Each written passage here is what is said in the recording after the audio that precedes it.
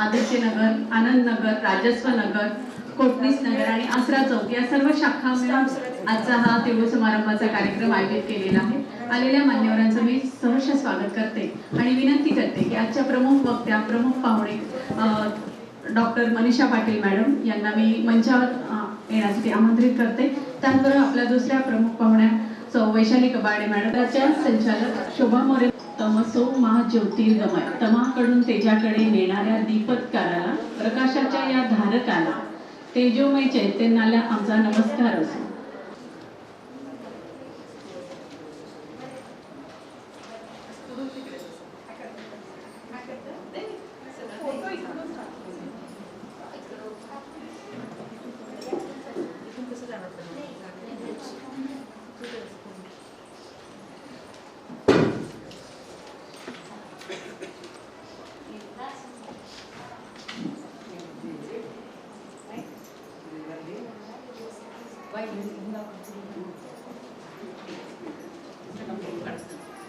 वक्रतुंड महाकाय सूर्यकोटि समप्रभ निर्विघ्नं कुरु मे देव सर्व कार्येषु सर्वदा।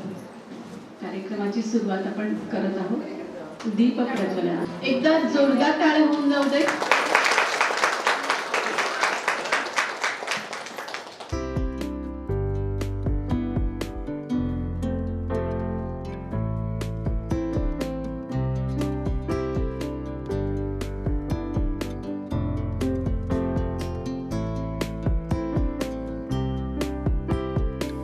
आणि त्याच निमित्ताने दरवर्षीप्रमाणे याही वर्षी आपण मनोरमा परिवारातर्फे आपले जे सभासद आहेत त्या सभासद आणि परिसरातील आप्त स्वकीय महिलांसाठी आज हा हळदी कुंकू आणि तिळगुळ समारंभ आयोजित केलेला आहे। आलेल्या सर्व मान्यवरांचं मी स्वागत करते आणि कार्यक्रमाची प्रस्तावना करण्यासाठी मी शोभा मोरे मॅडम यांना मनोरमा बँकेच्या CEO कविता कुलकर्णी मॅडम यांना विनंती करते की आपण कार्यक्रमाची प्रस्तावना करा। आदरणीय मोरे मॅडम, आजच्या प्रमुख पाहुण्या डॉक्टर सौ मनीषा पाटील मॅडम, त्या ज्या डायबिटीस तज्ज्ञ आहेत, वैशाली कबाडे मॅडम ज्या पोद्दार स्कूल बार्शीच्या संचालिका आहेत, आणि मोहिनी टाटके मॅडम फिटनेस ट्रेनर आहेत आणि मेडलिस्ट आहेत। आमच्या कार्याध्यक्षा सौ मिताली मोरे मॅडम, संचालिका सौ रुचा मोरे पाटील मॅडम आणि अर्थात आपण सर्वजण। शुभ सायंकाळ, तिळगुळ घ्या, गोड गोड बोला। आजचा हा आमच्या पाच शाखांचा मिळून मल्टी स्टेटचा एक छोटासा हळदी कुंकवाचा कार्यक्रम, आपला एक गेट टुगेदर समजूया असा आम्ही कार्यक्रम आयोजित केला आहे। सुसंवाद साधण्यासाठी हा कार्यक्रम आयोजित केला असं आपण समजूया। आणि आज तर काय खजानाच आहे, एवढ्या तिघी जणी आज आपल्याला मार्गदर्शन करणार आहेत, आपल्याशी संवाद साधणार आहेत, म्हणजे तिळगुळापेक्षाही काहीतरी गोड खमंग आपल्याला मिळेल याची मी खात्री देते। मनोरमा मल्टी स्टेट 2011 पासून आपल्या सेवेत आहे। 70 शाखा आपल्या आहेत, जवळपास 230 कर्मचारी कार्यरत आहेत आणि 900 कोटीच्या वर आमचा मिश्र व्यवसाय आहे। भरपूर तुमच्यासारखे सगळे सभासद आहेत, त्यामुळे छान वाटतंय आम्हाला। आणि आज तुमचे प्रतिनिधी म्हणून तुम्ही आलाय, पण असाच कार्यक्रम आपण दरवर्षी आयोजित करत राहणार आहोत, त्यामुळे मी जास्त वेळ तुमचा घेत नाही। पुढचा श्रोत्यांना आपल्याला ऐकायचा आहे, त्यासाठी मी माईक हँडओव्हर करते। आज मनोरमा परिवाराने जे प्रमुख वक्ते इथे बोलवले आहेत तर ते त्या विषयातले तज्ज्ञ आहेत। सर्वप्रथम मी मार्गदर्शन करण्यासाठी आमंत्रित करते डॉक्टर मनीषा पाटील, ज्या स्वतः डायबेटिशियन आहेत आणि डर्मॅटॉलॉजिस्ट सुद्धा आहेत, तज्ज्ञ म्हणून त्या कार्यरत आहेत। डॉक्टर मनीषा पाटील यांना विनंती करते की आपण मार्गदर्शन करावं। मी डॉक्टर मनीषा पाटील, तशी आपली भेट पहिली नाही, काही जण कदाचित नवीन असेल। मी आहे मधुमेह तज्ज्ञ, मी काम करते Hrudayam super speciality hospital, railway lines. आजचा विषय माझ्या विषयापेक्षा थोडा वेगळा, अभ्यासाशी निगडीत असला तरी मधुमेह सोडून आहे, ठीक आहे। तो आहे जनरल महिला आरोग्य। तर प्रस्तावना करताना मला पहिले तर खूप थँक्स म्हणायचंय शोभा काकूंना, आणि ते तुम्ही सर्वांनीही म्हणायला पाहिजे, कारण हा कन्सेप्टच किती छान आहे. हळदी कुंकू आपण भरपूर अटेंड करतो, वस्तूचं वाण आपल्याला कायम मिळतं, त्या वस्तू आपण आपल्याकडे डबल असतात, बरोबर आहे, पण ज्ञानाचं वाण मिळणं आणि ते तुम्हाला मिळवून देत आहेत शोभा काकू. म्हणजे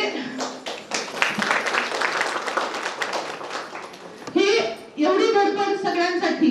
आपल्याला हे ज्ञात आहे की मनोरमा परिवार महिलांना संधी देण्यात किंवा महिलांना सबल करण्यात, सक्षम करण्यात कायम मनोरमा परिवाराचा पुढाकार राहिलेला आहे. पण त्याचबरोबर सामाजिक भान ठेवून महिलांना अजून काय हेल्प करता येईल, मदत करता येईल, ह्यासाठी सतत काकू, मोरे काकू आणि काका, आता ते माझ्या एकदम आई वडिलांसारखे आहेत म्हणून मी काकू आणि काका असा उल्लेख करते, तर ते सतत त्यासाठी प्रयत्नशील असतात. मला याचं खरंच कौतुक वाटतं. त्यांच्या कितीही बिझी शेड्यूल मधनं त्यांचा हा कायम प्रयत्न असतो समाज प्रबोधनासाठी आपल्याला काय करता येईल. मग त्यांचे जे कॉन्टॅक्ट असतील, आमच्यासारख्या डॉक्टरशी असतील, साहित्यिकांशी असतील, अशा सगळ्या वेगवेगळ्या समाज घटकांना बोलून त्यांच्या ओळखी वापरून ते तुमचा त्यांच्याशी संपर्क घडवून आणतात. इतर वेळी आपण जर आमच्या क्लिनिक्स मध्ये भेटलो तर आपण एवढा कोणताही डॉक्टर बोलणार नाही, पण हे व्यासपीठ आम्हाला उपलब्ध करून देऊन आणि तुम्हाला त्याचा लाभ मिळावा ह्याच्यासाठी त्यांचा जो काही प्रयत्न चाललेला असतो त्याच्यासाठी खरं तर एकदा खूप टाळ्या झाल्या पाहिजे.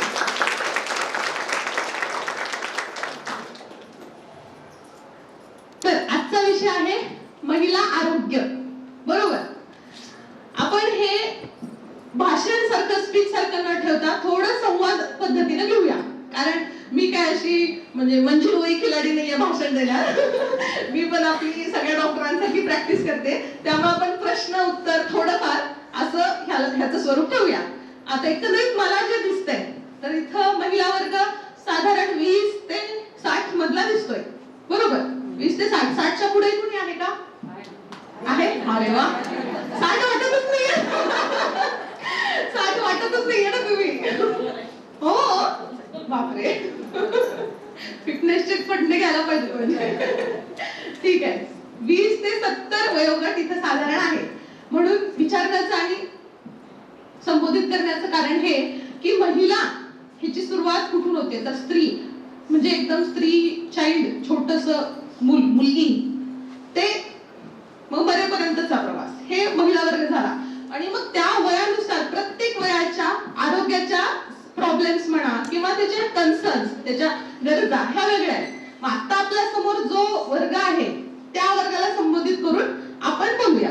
ओके, तर पहिला प्रश्न, आरोग्य म्हणजे काय? तुमचं जे काही तुमची फिलिंग आहे आरोग्याबद्दल, कुणी मला सांगा, आरोग्य म्हणजे तुमच्या दृष्टीनं काय?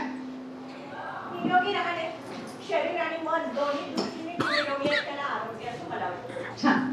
अजून कुणी सांगू इच्छिता? आरोग्य म्हणजे तुमच्या दृष्टीनं काय?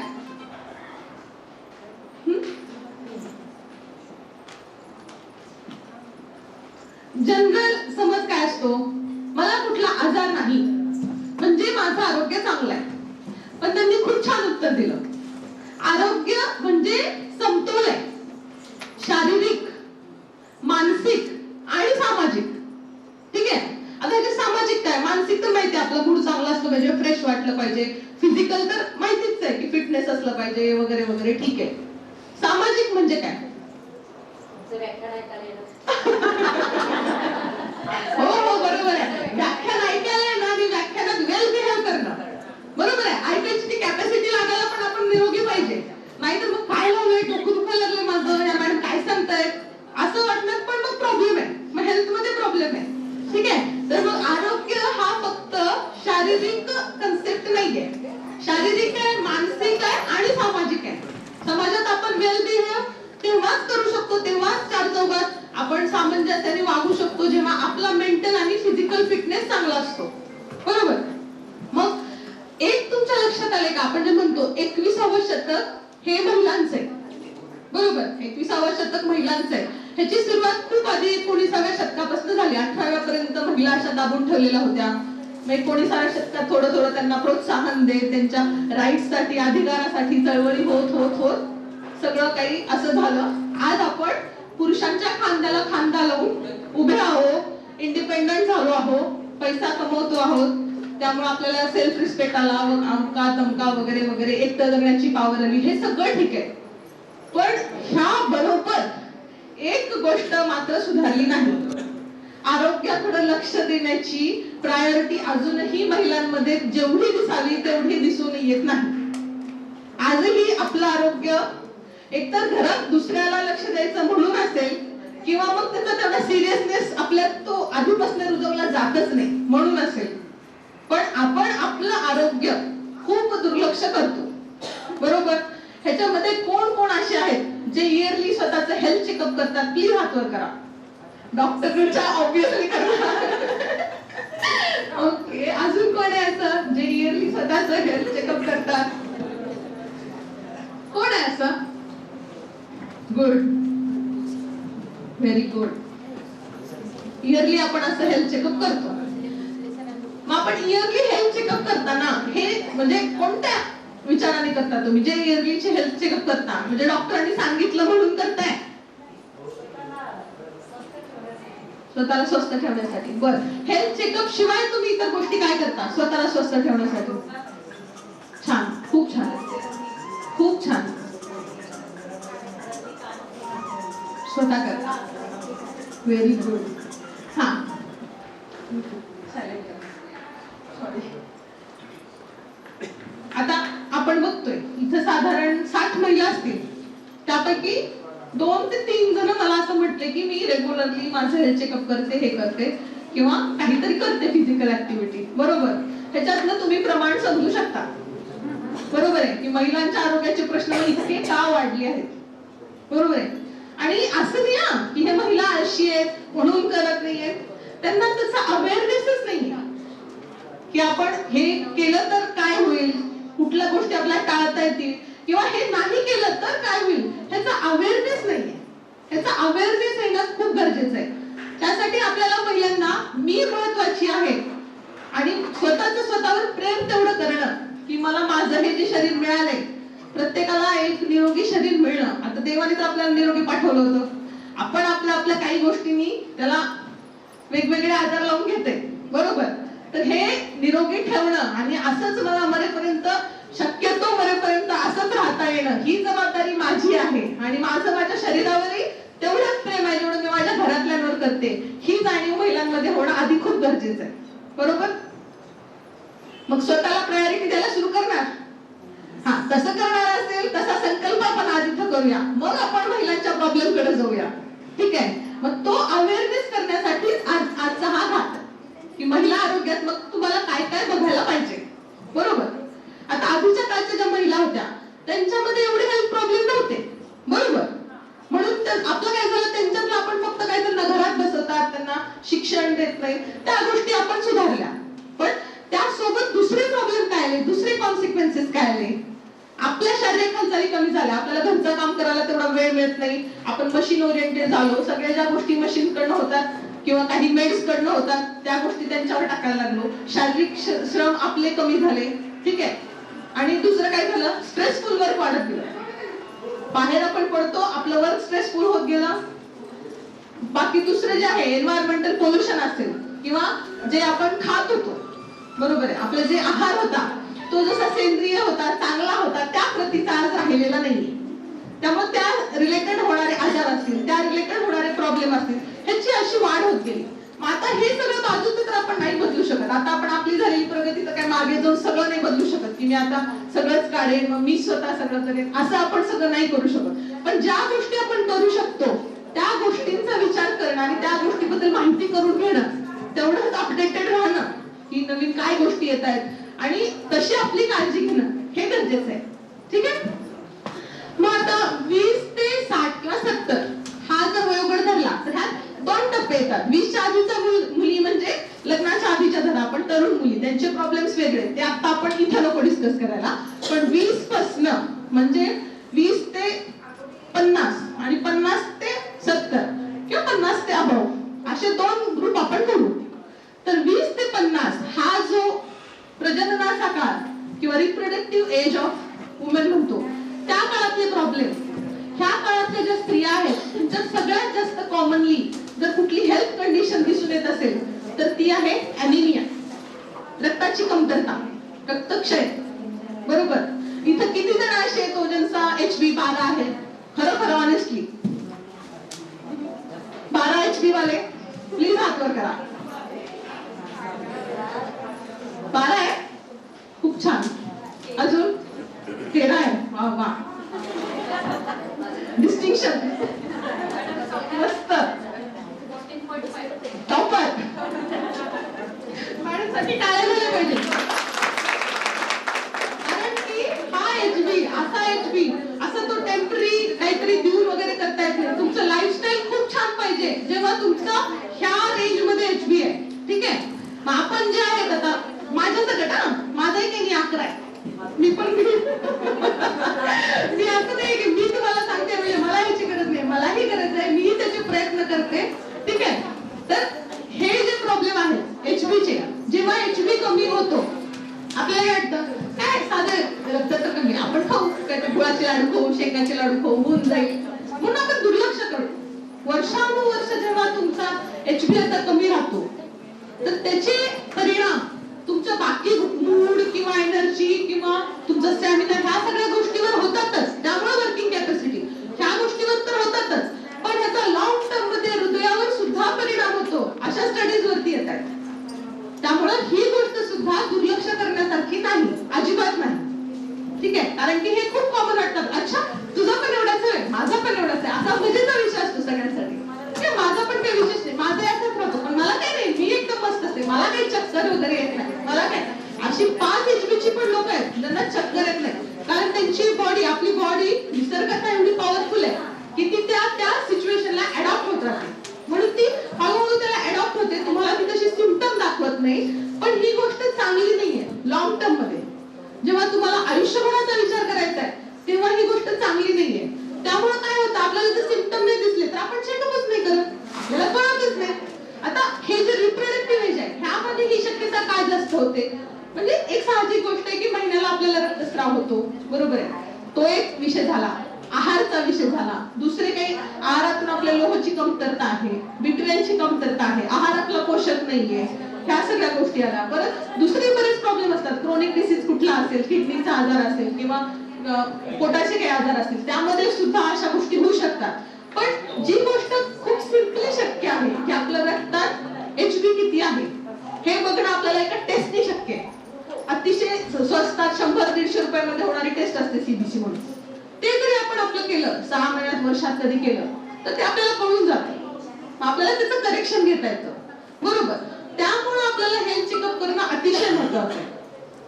तसं दुसरा प्रॉब्लेम खूप कॉमनली ह्या एज मध्ये, आधी तो प्रॉब्लेम 40 नंतर दिसायचा, पण आता तर मला वाटतंय 25 नंतर दिसतो. गुडघेच दुखतात, मानच दुखते. हसल्या बघा त्या दोघी, बरोबर आहे ना? हो ना. आधी 50 नंतर, परत ते हळूहळू 40 नंतर आलं. आता जसं मोबाईल आणि सोशल मीडिया वाढलं तर 25लाच माझी मान दुखते, माझी पाठ दुखते, माझे गुडघेच दुखतात, हे सुरू झालंय. बरोबर. आणि जितकं आपण इंडोर राहायला लागलो, म्हणजे इंडोर घरातनं आपण निघालो पोहोचलो ऑफिसला, ऑफिसमध्ये काम केलं, एसीत काम केलं, बंद रूम मध्ये काम केलं, बाहेर अंधार होईपर्यंत आपण काम केलं, घरी गेलो, सूर्यप्रकाश नावाची गोष्टच आपल्याला मिळत नाही. होणारच व्हिटॅमिन डी ची कमतरता. मग परत तुम्हाला काय वाटतं, डॉक्टरने म्हटलं सप्लिमेंट घ्या, आहे डॉक्टरकडे गेले की डॉक्टर गोळ्याच देतो. कुठून होणार तयार? तुमच्या शरीरात नॅचरल निसर्गता पॉवर आहे की व्हिटॅमिन डी तुमचं शरीरच तयार करणार आहे. पण ती व्हिटॅमिन डी तयार होण्यासाठी तुम्हाला सूर्यप्रकाशात तेवढं बाहेर एक्सपोजर तर झालं पाहिजे. मिनिमम अर्धा 1 तास तुम्हाला एक्सपोजर तर पाहिजे. तेच तुम्हाला मिळत नाही. सकाळचा वेळ मला काढणं होतंय, मग सकाळचा वेळ मला घरची कामं करायची, पुन्हा मला ऑफिसचं काम करायचंय. आधीच्या बायका बऱ्या होत्या ना, त्यांना ऍटलीस्ट हे नव्हतं, त्याचं काम करून त्या म्हणजे दुपारची कामं उन्हात बाहेर परसात बसून करू शकायच्या. आपलं उलट त्यापेक्षा म्हणजे एकीकडे प्रगती जरी झाली तरी आरोग्याच्या दृष्टीने कुठंतरी अधोगती होतीये का हे आपल्याला बघणं गरजेचं आहे. आणि आपलं जर लाईफस्टाईल बदललंय तर आपण आधीच्या महिलांसोबत कम्पेअर नाही करू शकत की त्यांचं तर काही न करता सगळं छानच होतं, माझंही राहील. नाही, आपण त्यांच्यासारखं लाईफ जगतच नाहीये. आपण त्यांच्या इतकी शारीरिक कामं करतच नाही कष्टाची. ना म्हणून ना आपला आहार त्यांच्यासारखा असू शकतो, ना आपला बाकीचा विहार म्हणजे आपली वागणूक त्यांच्यासारखी असू शकते. आपण तसं करू शकत नाही. आपल्याला मग त्यानुसार ह्याही गोष्टी बदलाव्याच लागणार आहे. एक्सरसाइज, आता मॅडम एक्सरसाइज बद्दल तुम्हाला सगळं सांगणार आहेत, मी डिटेल मध्ये त्याच्यात जाणार नाही. पण शारीरिक श्रम असतील कुठल्याही प्रकारचे, एक्सरसाइज असेल जे मॅडम तुम्हाला डिटेल सांगतील, फिटनेस वगैरे, तर ते सगळं आपल्या लाईफ मध्ये घेणं खूप गरजेचं आहे. मग आपण होतो हेल्थ चेकअपवर. मग हेल्थ चेकअप मध्ये कोणकोणत्या गोष्टी गरजेच्या आहेत, ज्या बेसिकली तुम्हाला काहीही आजार नसला तरी तुम्हाला माहितीच पाहिजेत तुमच्या. जसं तुमचा आयडिया असतं का नाही, आधार असतं का नाही, तसं तुम्हाला माहितीच पाहिजे. माझा ब्लड ग्रुप काय आहे, माझं HB किती आहे, माझ्या हॉर्मोन मध्ये बेसिक हॉर्मोन थायरॉइड, माझं थायरॉइड किती आहे. कारण ह्या जीवनशैलीमुळं आणि खूप मायक्रोप्लास्टिक वगैरे असे स्टडी येत आहेत, पण जे काही असेल बदलत्या राहणीमानाने आणि सगळ्या जगाच्या प्रगतीने हॉर्मोनचे जे प्रॉब्लेम आहेत महिलांमध्ये ते आतापर्यंत कधीच नव्हते तेवढे सुरू झालेले.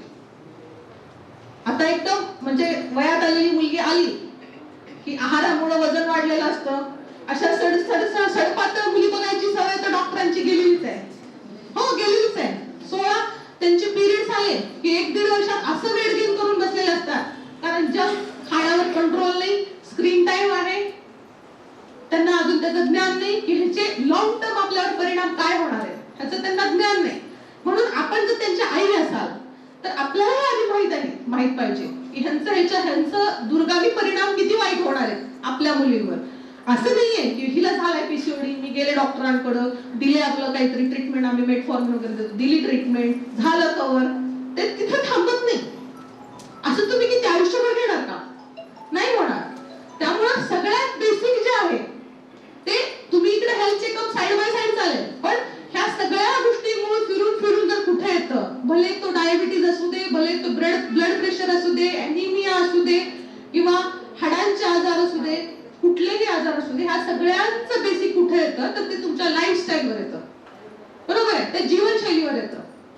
पण ती जीवनशैली जर समहाव बिघडली असेल, त्याचं काही ताळतंत्र नसेल, कारण खूप वेळा काय होतं, कामाच्या स्ट्रेस मध्ये आपलं नाही लक्ष देऊ शकत आपण, किंवा ते दुर्लक्ष होऊन जातं की आता हे कधी बघू, मी माझ्या डोक्यावर एवढा ताण आहे, मला हे काम फिनिश करायचं, मला ते काम फिनिश करायचं, अमकच येणार आहे, ढमकच येणार आहे, हे पाहुणे येणार आहे, इकडे जायचंय, तिकडे जायचंय, अशा 100 गोष्टी आहेत. आणि सगळ्यात मोठी जी म्हणजे त्याला काय म्हणायला पाहिजे, रेजिस्टन्स जो आहे, ती ही फिलिंग आहे लोकांमध्ये की निघणार तर काही मी टेस्ट मध्ये उगीच पैसे घालायचे. आणि खूप वाईट वाटतं लोकांना रिपोर्ट नॉर्मल आले की, म्हणजे सेलिब्रेट करायची गोष्ट आहे ना की मी टेस्ट केली, माझे रिपोर्ट नॉर्मल आले, आज मी सगळ्यांना पार्टी देते. असं नाही होत. काय डॉक्टरनी टेस्ट सांगितले, सगळे तर नॉर्मल आले, उगीच एवढे पैसे गेले. हा, असं आपण एखाद्या मूवीला गेलो आणि एखादा खराब निघाला मूवी तर आपण नाही म्हणतो उगीच एवढे पैसे गेले. हॉटेलला गेलो, जेवण चांगलं नसलं नाही म्हणत, पण डॉक्टरकडे फार वाईट वाटतं आम्हाला. पैसे जर असे नॉर्मल आम्ही मिळवलं पाहिजे ना. नाही डॉक्टर लुटायला बसलाय, यांनी काहीतरी याला मिळत असणार, म्हणूनच यांनी सांगितले टेस्ट आम्हाला. आणि काय निघालं तर नाही निघाला ना, आनंद होणार का तुम्हाला? तुमच्या ह्याच्यात कॅन्सर कळलं तर तुम्हाला आनंद होणार का? नाही ना. मग त्यामुळे आधी आपला हा माइंडसेट बदलायची गरज आहे की रिपोर्ट्स नॉर्मलच यावेत अशी अपेक्षा करूनच टेस्ट करायची आणि नॉर्मल आल्यावरच सेलिब्रेट करायचं. बरोबर, पहिल्यांदा हा माइंडसेट चेंज करायचा. आपण जसं फिरायला पैसे घालवतो, इकडे तिकडे जातो, तशी ती पण एक गरज आहे. त्याच्यात पण आनंद घ्यायचा की मी आता टेस्ट करणार आहे, 1 वर्ष झाले मी आता टेस्ट करणार आहे, माझं सगळं नॉर्मल येईल आणि मग मी एन्जॉय करणार. ही आपल्याला कुठेतरी हे करणं गरजेचं आहे. ठीक आहे. मग हा कुठे होतो आपण, ॲनिमियावर. बरोबर, लहान मुलींमध्येही ॲनिमिया खूप वाढतोय, कारण 90% त्यांचं जेवण पालेभाज्यांचा समावेश नसतो.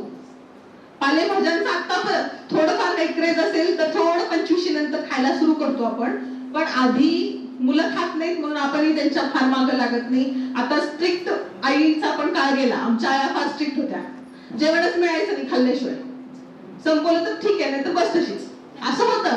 पण ते बरोबर होतं. आता वाटतं तेव्हा आवडायचं नाही, पण त्याचं महत्व खूप नंतर कळलं की त्या डाएटचं काय महत्व आहे. त्यामुळे आपण आई असू तर आपल्याला आपल्या घरापासूनच तो सगळ्यांसाठी रूल लावणं, तिथं आपली मॅनेजमेंट हातात घेणं हे खूप गरजेचं आहे. कारण ते एक म्हण आहे महिलांबद्दल जिच्या हाती पाळण्याची दोरी ती जगाचा उद्धार करी, असं काहीतरी. ते काही उगीच नाही. किंवा महिला म्हणजे समाजाचा आरसा असतो, बरोबर. जशी महिलेचे विचार असतील, म्हणजे महिला जर सशक्त असेल, हेल्दी, बरोबर. आता आपलं काय होतं, मधला काळ आपण फक्त त्याच गोष्टीवर थांबलो होतो. महिला शिकलेली असेल तर समाज एकदम प्रगत असेल, महिला बाहेर इंडिपेंडेंट असेल तर समाज एकदम प्रगल्भ असेल, बरोबर. पण आता ही वेळ आली आहे की महिला जर हेल्दी असेल, फिट असेल, तर तिचं अख्खं घर फिट ठेवते ती. आणि तिची थिंकिंग जर तशी झाली तर ती अख्खं घर फिट ठेवणार आहे. आणि अख्खं घर असं एक घर करत अख्खा समाज फिट होणार आहे आणि अख्खा देश फिट होणार आहे. त्यामुळं ह्या गोष्टीवरच महिलांचं इतकं जास्त महत्व आहे. महिलांना जे महत्व आहे, कारण त्यांच्या हातात फक्त असं राजकारण किंवा हे नाही, अख्खा पूर्ण देशाचं चित्र त्या पालटू शकतात, बरोबर आहे. आपण असं किती म्हटलो, मी फारच त्रासात आहे, की आमचे हे फारच कडक काय असं म्हणायच्या गोष्टी झाल्या, पण घराचं सूत्र प्रत्येक महिलेच्याच हातात आहे, बरोबर आहे. त्यामुळं स्वतःसाठी वेळ काढणं आणि आपल्यासोबतच आपल्या घरच्यांनाही तेवढंच निरोगी आणि सक्षम करणं ही जबाबदारी म्हणून आपण सगळ्यांनी त्याच्याकडे बघितलं पाहिजे. आणि त्याच्यासाठी जी माहिती आहे, आता हे आपण अॅनिमेवर आलो, हीच टेस्ट साधी सांगितली मी तुम्हाला. व्हिटॅमिन डी वर आलो, हाडाची मजबूती असेल, काय असेल, कॅल्शियम आणि व्हिटॅमिन डी हे दोन गोष्टी त्यामध्ये येतात. आता ऐकून सगळ्यांना माहिती असतं काय तर असतं, कॅल्शियम द्यायचं असतं, घ्यायचं असतं, काय तर असतं, बरोबर आहे. जे आपला रिप्रोडक्टिव्ह एज असतो त्यामध्ये तुम्हाला त्याची एवढी कमतरता जाणवणार नाही. कधी कधी चॅलेंजिंग सिच्युएशन येतात. चॅलेंजिंग सिच्युएशन म्हणजे काय, महिलांच्या शरीरात 1 महिन्यात जेवढे बदल होतात, 1 महिन्यात एक मासिक पाळीचं चक्र, पाळी येण्यापासून पाळी येण्यापर्यंतचं चक्र, हे जितकं डायनॅमिक आहे, समीकरण शरीरातले जे आतले बदल तेवढे त्यातल्यापेक्षा हे कमी चेंजेस एका पुरुषाच्या अख्ख्या आयुष्यात होतात. म्हणजे विचार करा, आपलं शरीर हे किती जास्त डायनॅमिक आहे आणि त्यानुसार आपल्याला त्याची काळजी घ्यावी लागते. म्हणजे कोणता हॉर्मोन वर जातो, कोणता हॉर्मोन खाली येतो, हे ह्याच्या डिटेल मध्ये मी तुम्हाला काही जाणार नाही, पण हे इतकं डायनॅमिक असतं. त्याचा सगळा परिणाम आपल्या मूड, आपलं स्किन, आपलं दिसणं, आपले ओव्हरी, आपली प्रजनन क्षमता, आपली हाडं, प्रत्येक गोष्ट ही हॉर्मोन आपली रेग्युलेट करतात, प्रत्येक गोष्ट. त्यामुळे ह्यांचा बॅलन्स असणं आणि ह्यांचा बॅलन्स असण्यासाठी निरोगी जीवनशैली असणं, आहार असेल, व्यायाम असेल, प्रत्येक गोष्ट हॉर्मोनल बॅलन्स साठी गरजेची आहे, बरोबर. आणि समजा जर तो बिघडला तर त्याला योग्य वेळी ट्रीट करण्यासाठी रेग्युलर हेल्थ चेकअप्स गरजेचे असतात, जे करायला कुठल्याही महिलेनी कधीही मागं पुढे बघायचं नाही. जसं आपण एखादी आवडलेली साडी घेताना मागं पुढे बघत नाही, तसंच एखादी इन्व्हेस्टमेंट आपल्या तब्येतीवर करायची, कारण हे शरीर घेऊन आपल्याला नंतर काही एक्सचेंज ऑफर मध्ये दुसरं शरीर मिळत नाही. साडी मिळू शकते, शरीर हेच टिकवायचंय, बरोबर. एकदा मिळालं शेवटपर्यंत ह्याच्यातच चालायचे, याच्यात मत जायचे. त्याच्यामुळे ह्याची काळजी कपडे किंवा दिसणं किंवा ह्या सगळ्या गोष्टींपेक्षा जास्त घ्यायला पाहिजे, बरोबर. तिसरा जो आहे ह्या एज ग्रुप मधला खूप कॉमनली आणि खूप वाढत चाललेला प्रॉब्लेम आहे तो ब्रेस्ट कॅन्सरचा आहे. ठीक आहे. आता ह्याचा अवेअरनेस तर काय, कारण की ह्याची सुरुवात खूप लवकर जर आपल्याला कळली तर अतिशय छोट्या पद्धतीचे एक सर्जरी करून ह्याचं ट्रीटमेंट होऊ शकते. आणि अगदी बाकीचे कॅन्सर जसे असतात अतिशय जीव घेणे, तसा काय हा प्रकार नसतो. फक्त गरज काय, लवकर कळण्याची, लवकर डिटेक्ट होण्याची. तर हे लवकर कळण्यासाठी काय करावं लागतं, तर स्वतःचं सेल्फ चेकअप, म्हणजे मी म्हटलं स्वतःकडे लक्ष तेवढं. माझ्या ह्याच्यात काय बदलतंय का, म्हणजे माझ्या स्तनांच्या जागी कुठली छोटी गाठ वाटते का. बऱ्याच वेळा काय होतं, ती गाठ अतिशय पेनलेस असते, त्याचा काही दुखत नाही, काही नाही, छोटासा गोळ्यासारखी वाटते. बऱ्याच वेळा दुर्लक्ष होतं की ठीक आहे नंतर बघू. आणि असे पेशंट स्टेज 4 पर्यंत जाईपर्यंत नंतर बघूच करतात. नंतर मग काय बघण्यासारखं राहत नाही राहत बघण्यासारखं. म्हणजे त्यामुळं सांगते की काही गोष्टी आपल्याला माहितच पाहिजेत. मग काय होतं, आपल्याला माहिती नसतं की काय करायचं. कुठलीही गाठ असली आपल्या डोक्यात समजायचं की ही निघू शकतेच, त्याचा पाठपुरावा करायचाच, डॉक्टरकडे जायचं. बरं नसेल गाठ तुमच्याकडे, नसेल तरी सुद्धा प्रोटोकॉल आहे की तुम्ही आता, आधी तर 40 नंतर होता, आता तर पोस्ट 30 एज झालेलं आहे. आता बऱ्याच बाकी सगळ्या गोष्टींचा एकत्रित प्रभाव आणि कॅन्सरचं वय पण खूप अलीकडे आलेलं आहे. त्यामुळं पोस्ट 30 तर एक साधी गोष्ट असते, मॅमोग्राफी नावाची एक्सरे साठी गोष्ट असते, जी कोणताही डॉक्टर तुम्हाला करून घेईल. स्त्रीरोग तज्ञाकडे गेलात तुम्ही, रेडिओलॉजिस्ट कडे गेलात, प्रत्येकाने आपलं सेल्फ चेकअप आणि त्यात काही असो नसो मॅमोग्राफी करायला काही हरकत नाही. खूप महागडी टेस्ट नसते, साधे एक्सरे इतके त्याचे रेट असतात. अशी मॅमोग्राफी टेस्ट प्रत्येकाने आपली करून घेतलीच पाहिजे. ओके, अॅनिमिया झालं. अॅनिमिया प्रत्येकाने आपला बघितला पाहिजे. आपलं रक्त व्यवस्थित आहे की नाही, आपलं विटॅमिन डी, आपलं कॅल्शियम. कॅल्शियमची तुम्हाला टेस्ट करायची गरज नसते. शक्यतो कॅल्शियमची कमतरता प्रत्येकाला होत नाही. ती कुठल्या एज मध्ये, पोस्ट 50, तुम्ही मेनोपॉज कडे चाललात, रजोनिवृत्तीकडे चाललात, त्या काळात जे हॉर्मोनल बदल होतात त्या काळात थोडंसं आपलं कॅल्शियमचं डिस्ट्रीब्युशन बदलून आपल्याला होऊ शकते कमतरता. पण त्या आधीच्या एज मध्ये असं नाही की कॅल्शियमची अगदी कमतरता होईल, पण व्हिटॅमिन डी नसल्यामुळे असलेलंच कॅल्शियम वापरता येत नाही बॉडीला. जे बॉडीमध्ये कॅल्शियम आहे ते वापरण्यासाठी व्हिटॅमिन डी ची गरज असते. त्यामुळे व्हिटॅमिन डी ची कमतरता नाही व्हायला पाहिजे हे मात्र बघणं फार गरजेचं आहे सगळ्या एजच्या लोकांनी. व्हिटॅमिन डी ची टेस्ट तुम्ही वर्षात एकदा तरी झालीच पाहिजे. व्हिटॅमिन डी चं सफिशियंट प्रमाण आहे की नाही आपल्या शरीरामध्ये, कारण व्हिटॅमिन डी चं नुसत्या हाडामध्ये रोल नाहीये, तुमची जी प्रतिकार शक्ती आहे ना त्यामध्ये सुद्धा खूप रोल आहे. आजकाल व्हिटॅमिन डी वर खूप स्टडी चालू आहे. आता व्हिटॅमिन डी चं इन्फेक्शन मध्ये तर रोल आलेलाच आहे की तो प्रूव्हन आहे की तुमचं व्हिटॅमिन डी लो असेल की तुम्ही असे जे मध्ये मध्ये लाटा येतात ना, आता कोविडची चाली, आता जीबीची चाली, काय काय काय लाटा येत असतात ना, फोनमध्ये आणखी व्हायरस आला, भरपूर येत असतात व्हायरसेस असे. तर मग त्याला तुम्ही बळी पडणार का नाही हे सुद्धा तुमच्या बॉडी स्टेटसवर डिपेंड करतं. ज्यांचं व्हिटॅमिन डी लो आहे, कारण आपण हे जनरली करतच नाही, बघितलेलंच नसतं, आपल्याला माहितीच नसतं हा प्रकार काय व्हिटॅमिन डी चा.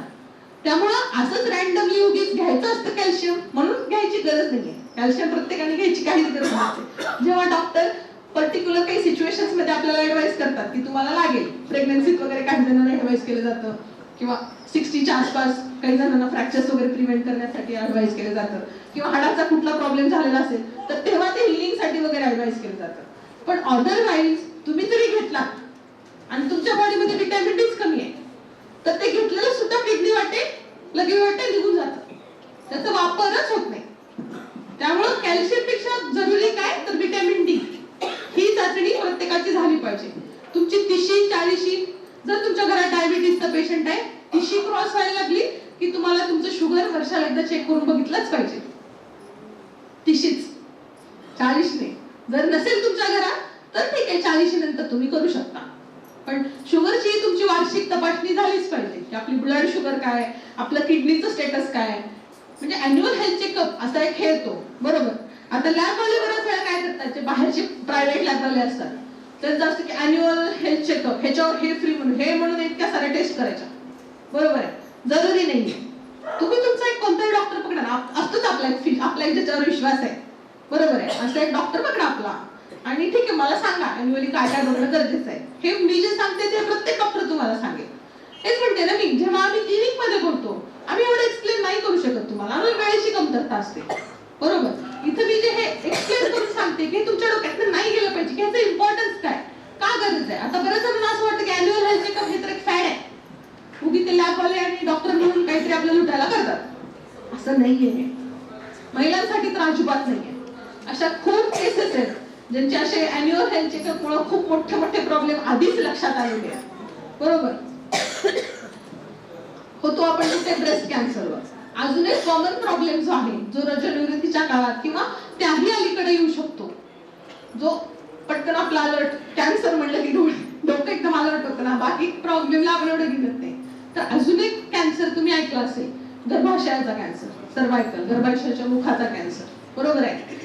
मग ह्याही कॅन्सर बद्दल एवढा उहापोह जो चाललाय तो का, कारण हा कॅन्सर व्हॅक्सिननी प्रिव्हेंटेबल आहे, व्हॅक्सिन देऊन त्याला प्रिव्हेंट करता येऊ शकतं. मग आता बाकी तर बऱ्याच गोष्टी अशा आहेत की ज्या आपण प्रिव्हेंट नाही करू शकत, ठीक आहे, ज्या आपल्या हातात नाही आहेत.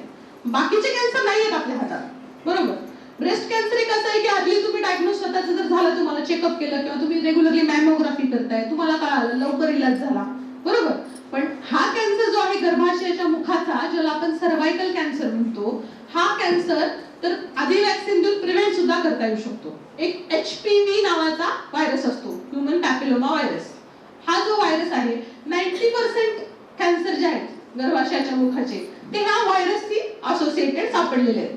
त्यामुळे जर हे HPVचं इन्फेक्शन, आता HPVचा जे प्रकार आहे तो ऑलमोस्ट बऱ्याच जणांना इन्फेक्ट करून गेलेला असतो. प्रत्येकामध्ये तो कॅन्सर करेल असं गरजेचं नाहीये, पण ज्यांच्यामध्ये आहे काही दुसरी टेंडन्सी तर त्यांच्यामध्ये तो होऊ शकतो. पण त्याच्यासाठी वॅक्सिन अवेलेबल आहे. आता ही वॅक्सिन जी आहे HPVची ह्याची एवढी आपल्याला माहिती नसते. हे आपण डॉक्टरकडे चेकअपला गेल्यावर वगैरे डॉक्टर आपल्याला सांगू शकतात. आता आपलं त्यातलं तर थोडंसं हे वय निघून गेलेलं आहे. आता HPVचं रेकमेंडेशन कुणाला आहे, ज्यांच्या आयुष्यात म्हणजे लग्न नाही झालं किंवा शारीरिक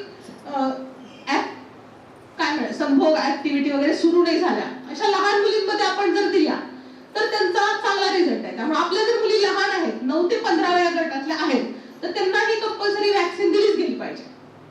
जरी ती नॅशनल इम्युनायझेशन प्रोटोकॉल मध्ये नसेल तरी दिली पाहिजे. कारण आता अजून एक कोटेशन म्हणजे पिटिशन टाकलेलं आहे गायनेकोलॉजिस्टनी की ही नॅशनल इम्युनायझेशन मध्ये आणा जेणेकरून ती थोडी स्वस्त होईल वॅक्सिन. असं एक पिटिशन चालू आहे. ती इन फ्युचर तसं झालं तर खूप छान होईल. पण आपला जो मधला वर्ग आहे आता ही लहान मुलांची स्थिती झाली, आपण आता त्याच्या पुढचे आहोत सगळे.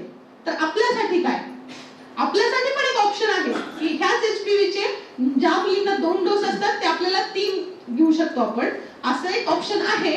आणि तेही करायचं नसेल तर त्याच्यापेक्षा एक सोपी टेस्ट आहे.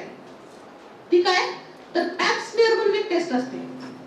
ती कोणत्याही गायनेकोलॉजिस्ट सगळे गायनेकोलॉजिस्ट करतात. तुम्ही जर वर्षात एकदा गेलात 3 वर्षात एकदा तरी रेकमेंडेड आहे. तुमचं वय 40-45च्या पुढे गेलं तुम्ही 3 वर्षात एकदा तरी पॅप स्मिअर केलं पाहिजे. कारण पॅप स्मिअरचा फायदा काय, ही पॅप स्मिअरची जी टेस्ट आहे ही ऑलमोस्ट 10 ते 15 वर्ष आधी सांगते की तुम्हाला पुढे चालून कॅन्सर होणार आहे. ठीक आहे, गर्भाशयाच्या मुखापासून ते थोडंसं हे घेतात, त्याचं टेस्ट करतात, मग त्यात जर चेंजेस दिसले त्यांना तर त्यांना आयडिया येते की ह्यांना पुढे चालून कॅन्सर होऊ शकतो. मग त्याचं प्रिव्हेन्शन आधीपासून तुम्हाला करायचा एक चान्स असतो म्हणजे पॅप स्मिअर असतो. ह्याही गोष्टीचं आपल्याला एवढी अजून जागरूकता नाहीये जी आपण केली पाहिजे. बरोबर आहे, कारण ह्याचं प्रमाण खूप वाढत चाललेलं आहे. पुढे आल्यानंतर त्याची ट्रीटमेंट करा हे करा ह्यापेक्षा आपल्याला ज्या गोष्टी प्रिव्हेंट करता येण्यासारख्या आहेत. आता हे डायबिटीज ह्याच्या आधी आपला मधुमेह टॉक झालाय. डायबिटीज शुगर ह्या तर गोष्टी आहेतच करण्यासारख्या, पण त्यातल्या त्यात ह्या नॉन कम्युनिकेबल मधल्या ज्या आहेत म्हणजे जे आपण गोष्टी इकडे तिकडे हे होत नाहीत म्हणजे ह्या गोष्टी रँडमली कुणालाही होऊ शकतात. तर त्या गोष्टीमध्ये काही प्रिव्हेंट करण्यासारखं आहे का हे तुम्हाला माहित पाहिजे. बरोबर, आणि ह्या ज्या अराउंड असतं पेरिमेनोपॉज म्हणजे रजोनिवृत्तीचा काळ आला. आता रजोनिवृत्तीचा जो काळ आहे तो प्रत्येकाचा वेगळा आहे. बरोबर आहे, त्याला बरेच फॅक्टर आहेत म्हणजे आपली मुलं किती आहे किंवा आपलं ओव्हरऑल पिरियड्स कसे राहिलेले किंवा आपल्या आईची हिस्ट्री कशी आहे ह्यानुसार 40 ते 60 मध्ये अशी साधारण ही रजोनिवृत्ती येते प्रत्येकाला. बरोबर आहे, त्या भोवती आपलं शरीर एवढं डायनामिकली चेंज झालेलं असतं की इतर वेळी आपण खूप अशा ह्या गोष्टीत असतो की माझं हे तर नॉर्मलच होतं, मला तर कधी बीपीच नव्हता, मला तर कधी हेच नव्हतं. पण आपल्या शरीरातले हॉर्मोन खूप प्रमाणात बदलतात म्हणजे अगदी उलटे होतात. तुमचं म्हणजे अंडा निर्मिती जी होत असते आपल्या ह्याच्यात जे बीज तयार होत असतं ते तयार व्हायचं बंद होतं. त्यामुळे त्याच्यासोबत तयार होणारे हॉर्मोन तयार होत नाही. मग ते जे आहे ते शारीरिक आजारासोबत मानसिक आजार सुद्धा घेऊन येतात. बऱ्याच जणांना तेव्हा अँझायटी होते, धडधड वाढल्यासारखी वाटते, डिप्रेशन येतं, एकटेपणा वाटतो, अशा खूप गोष्टी येतात ज्यांना आपण ज्या गोष्टीसाठी डॉक्टर तर आहेतच, जर गरज लागली तर सायकॅट्रिस्ट आपण हेल्प घेऊ शकतो. पण त्या गोष्टीसाठी त्या काळातल्या स्त्रियांनी एखादी गोष्ट आपली जी मन रमवते अशा गोष्टीत आनंद शोधता आला पाहिजे. छंद असतील किंवा असे सामाजिक गेट टुगेदर असतील. आधीच्या काळात असं का व्हायचं नाही म्हणजे माझा अंदाज फॅमिलीज खूप मोठ्या होत्या. बरोबर, आपल्या सोबतची आपल्या मैत्रिणींकडे जरी आपण जात नसू तर आपल्या सोबतची जीवाभावाची जाऊ असायची. बरोबर, सेम एज ग्रुप मधल्या, त्यामुळे बऱ्याच गोष्टी शेअर केल्या जायच्या. मग आपला स्ट्रेस शेअर केला जायचा जे आता कुठेतरी दिसत नाही कारण आपण न्यूक्लिअर झालो, कामामुळे तर वेगवेगळे राहतो, कुठेतरी दूर असतो, तेवढा हे नसतो. त्यामुळे अशा वेळी रोल कुठे येतो, तुमचे छान सामाजिक संबंध असले पाहिजेत, मैत्रिणींचा ग्रुप असला पाहिजे, तुम्हाला काही आवड असेल, आवडीच्या कुठल्या गोष्टी असतील, छंद असतील तर तो छंद जोपासायला पाहिजे. म्हणजे तो जो काळ असतो पेरिमेनोपॉजल त्यातनं जो मेनोपॉज यायचा जो काळ असतो तो तसा फार डिफिकल्ट असतो. इथे पुढे पुढेच मेनोपॉज झालेला आहे. काही त्रास झाला का तुम्हाला त्या दरम्यान? 2-3 वर्षात.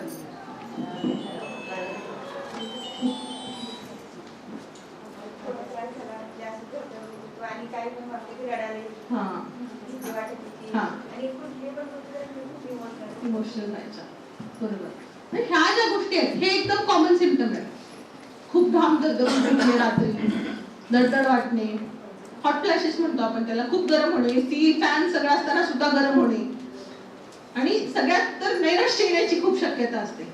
आणि दुसरं जे हे घेऊन येतं पेरिमेनोपॉज किंवा मेनोपॉज, हे जे घेऊन येतं, आपण आपले जे हॉर्मोन आहेत ना त्यामुळे खूप गोष्टीपासून प्रोटेक्टेड असतो.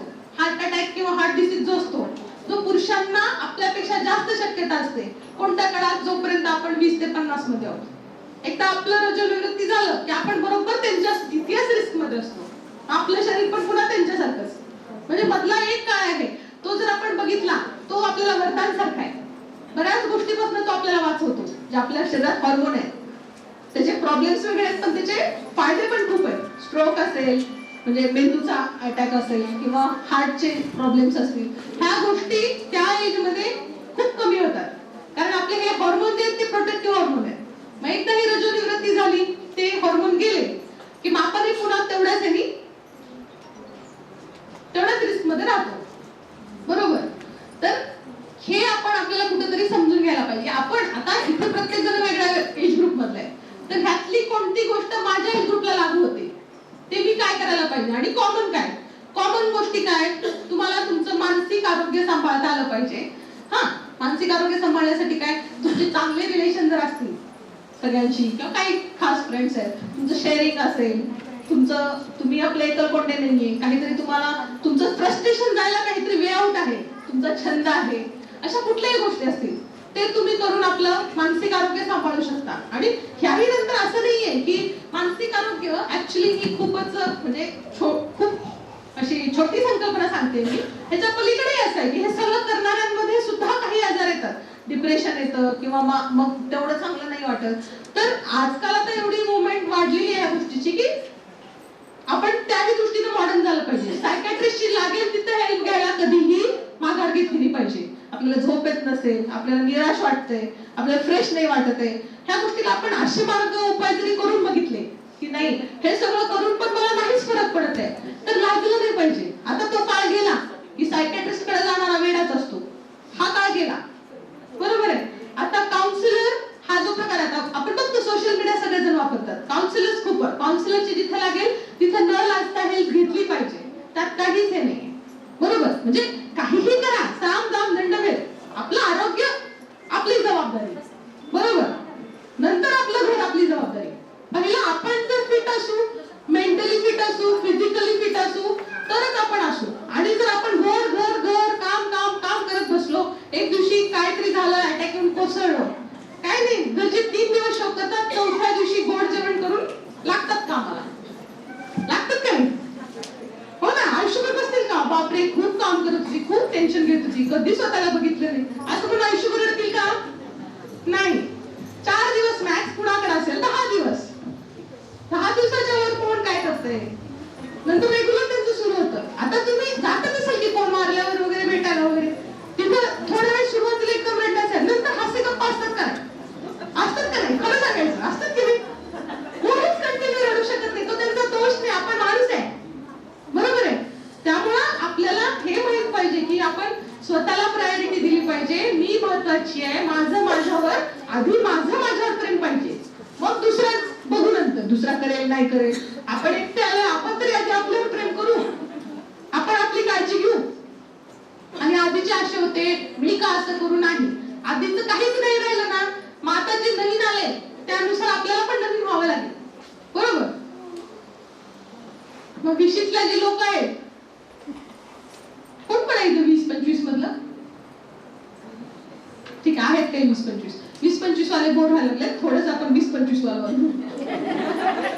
हा, त्यांना काय आहे आता पुढे आहे तुम्हाला पण हे असे तुम्ही जातात दिवस, लगेच 40 मध्ये काय कळत नाही. हा, तर 20-25 वाले जे तुम्हाला वाटतं पिंपल्स असे काय काय प्रॉब्लेम असतात ना तुमचे, बरोबर, झोप येत नाही, हे कर, डाएट तुमचं चांगलं आहे, तुम्ही चेकअप केले, तुमचं हेल्थ चेकअप, आम्ही तर 20 आहे,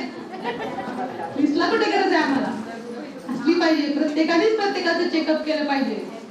ह्या चौघांचं पण एचबी चेक करून बघायचं मला. कारण यंग मुलींमध्ये सगळ्यात जास्त ऍनिमिक पेशंट आहेत यंग मुलींमध्ये. रिप्रोडक्टिव्ह हेल्थच्या बायका अजून बऱ्या तुम्ही काळजी घेतात मुलांमुळे असेल, पण यंग मुलींमध्ये डाएटचं फॅड असेल किंवा मी हेच नाही खाणार मी तेच नाही खाणार हे जे फॅड असेल किंवा जंक फूड असेल त्यामुळं त्यांच्यामध्ये तर खूप ॲनिमियाचे पेशंट आहेत. हाडाच्या समस्या हळूहळू येतील पुढे. तर आत्ताच वेळेस तुम्हाला सावध होणं गरजेचं आहे. आणि हेल्थ ही लहान मुलगी असू दे किंवा म्हातारी बाई असू दे प्रत्येकाची तेवढीच इम्पॉर्टंट आहे. ठीक आहे, प्रत्येकाची तेवढीच इम्पॉर्टंट आहे. मानसिक दृष्ट्या फिट पाहिजे, शारीरिक दृष्ट्या पण फिटच पाहिजे.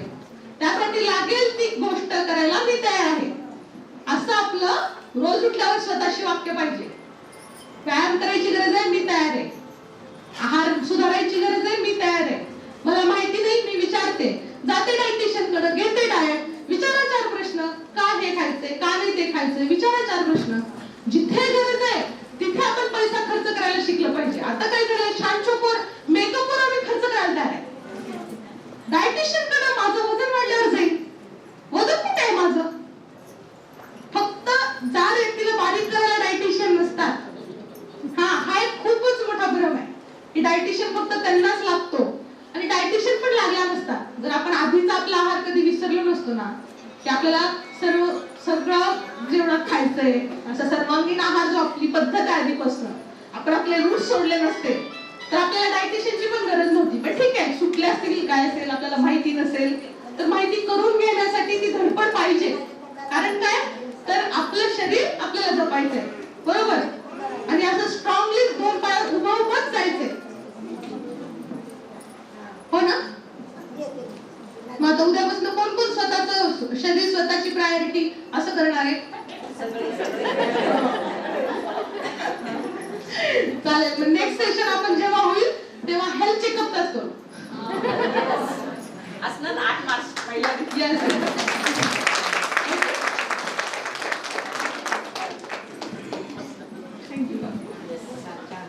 आपल्या सोप्या भाषेत मार्गदर्शन केलेले डॉक्टर मनीषा पाटील मॅडम, ज्या स्वतः डायटिशियन आहेत आणि डायबिटीशियन म्हणून त्या काम करतात. अतिशय सोप्या शब्दात आणि आपल्याला डॉक्टरांचा फोन नंबर आहे ज्यांना हवाय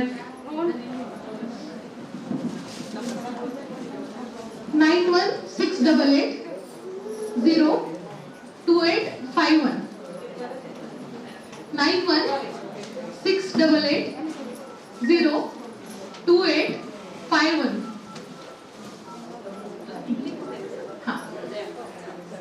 मी काम करते Hrudayam super speciality hospital, railway lines, Vijay क्लिनिकच्या समोर.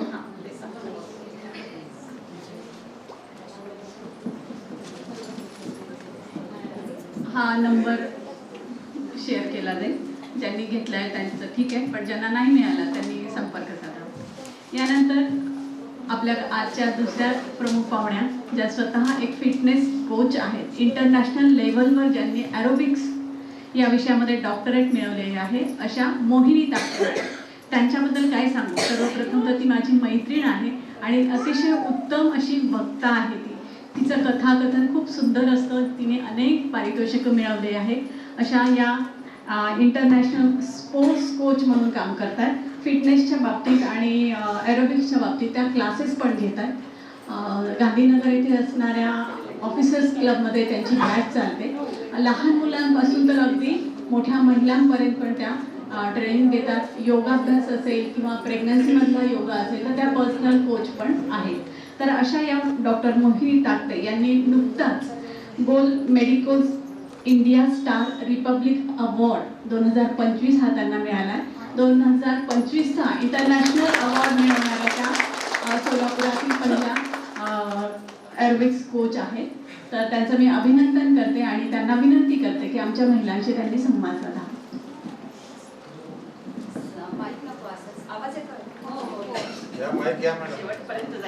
माझ्या बोलण्यात एक गोष्ट सांगायची विसरले. काउन्सिलर मॅडम इथेच बसलेले आहेत. कमाल मॅडम सायकोलॉजिकल काउन्सिलर आहेत, खूप छान काउन्सिलर आहेत त्या.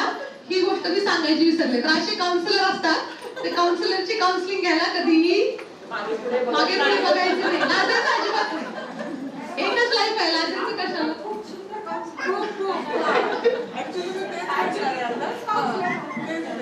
थँक्यू.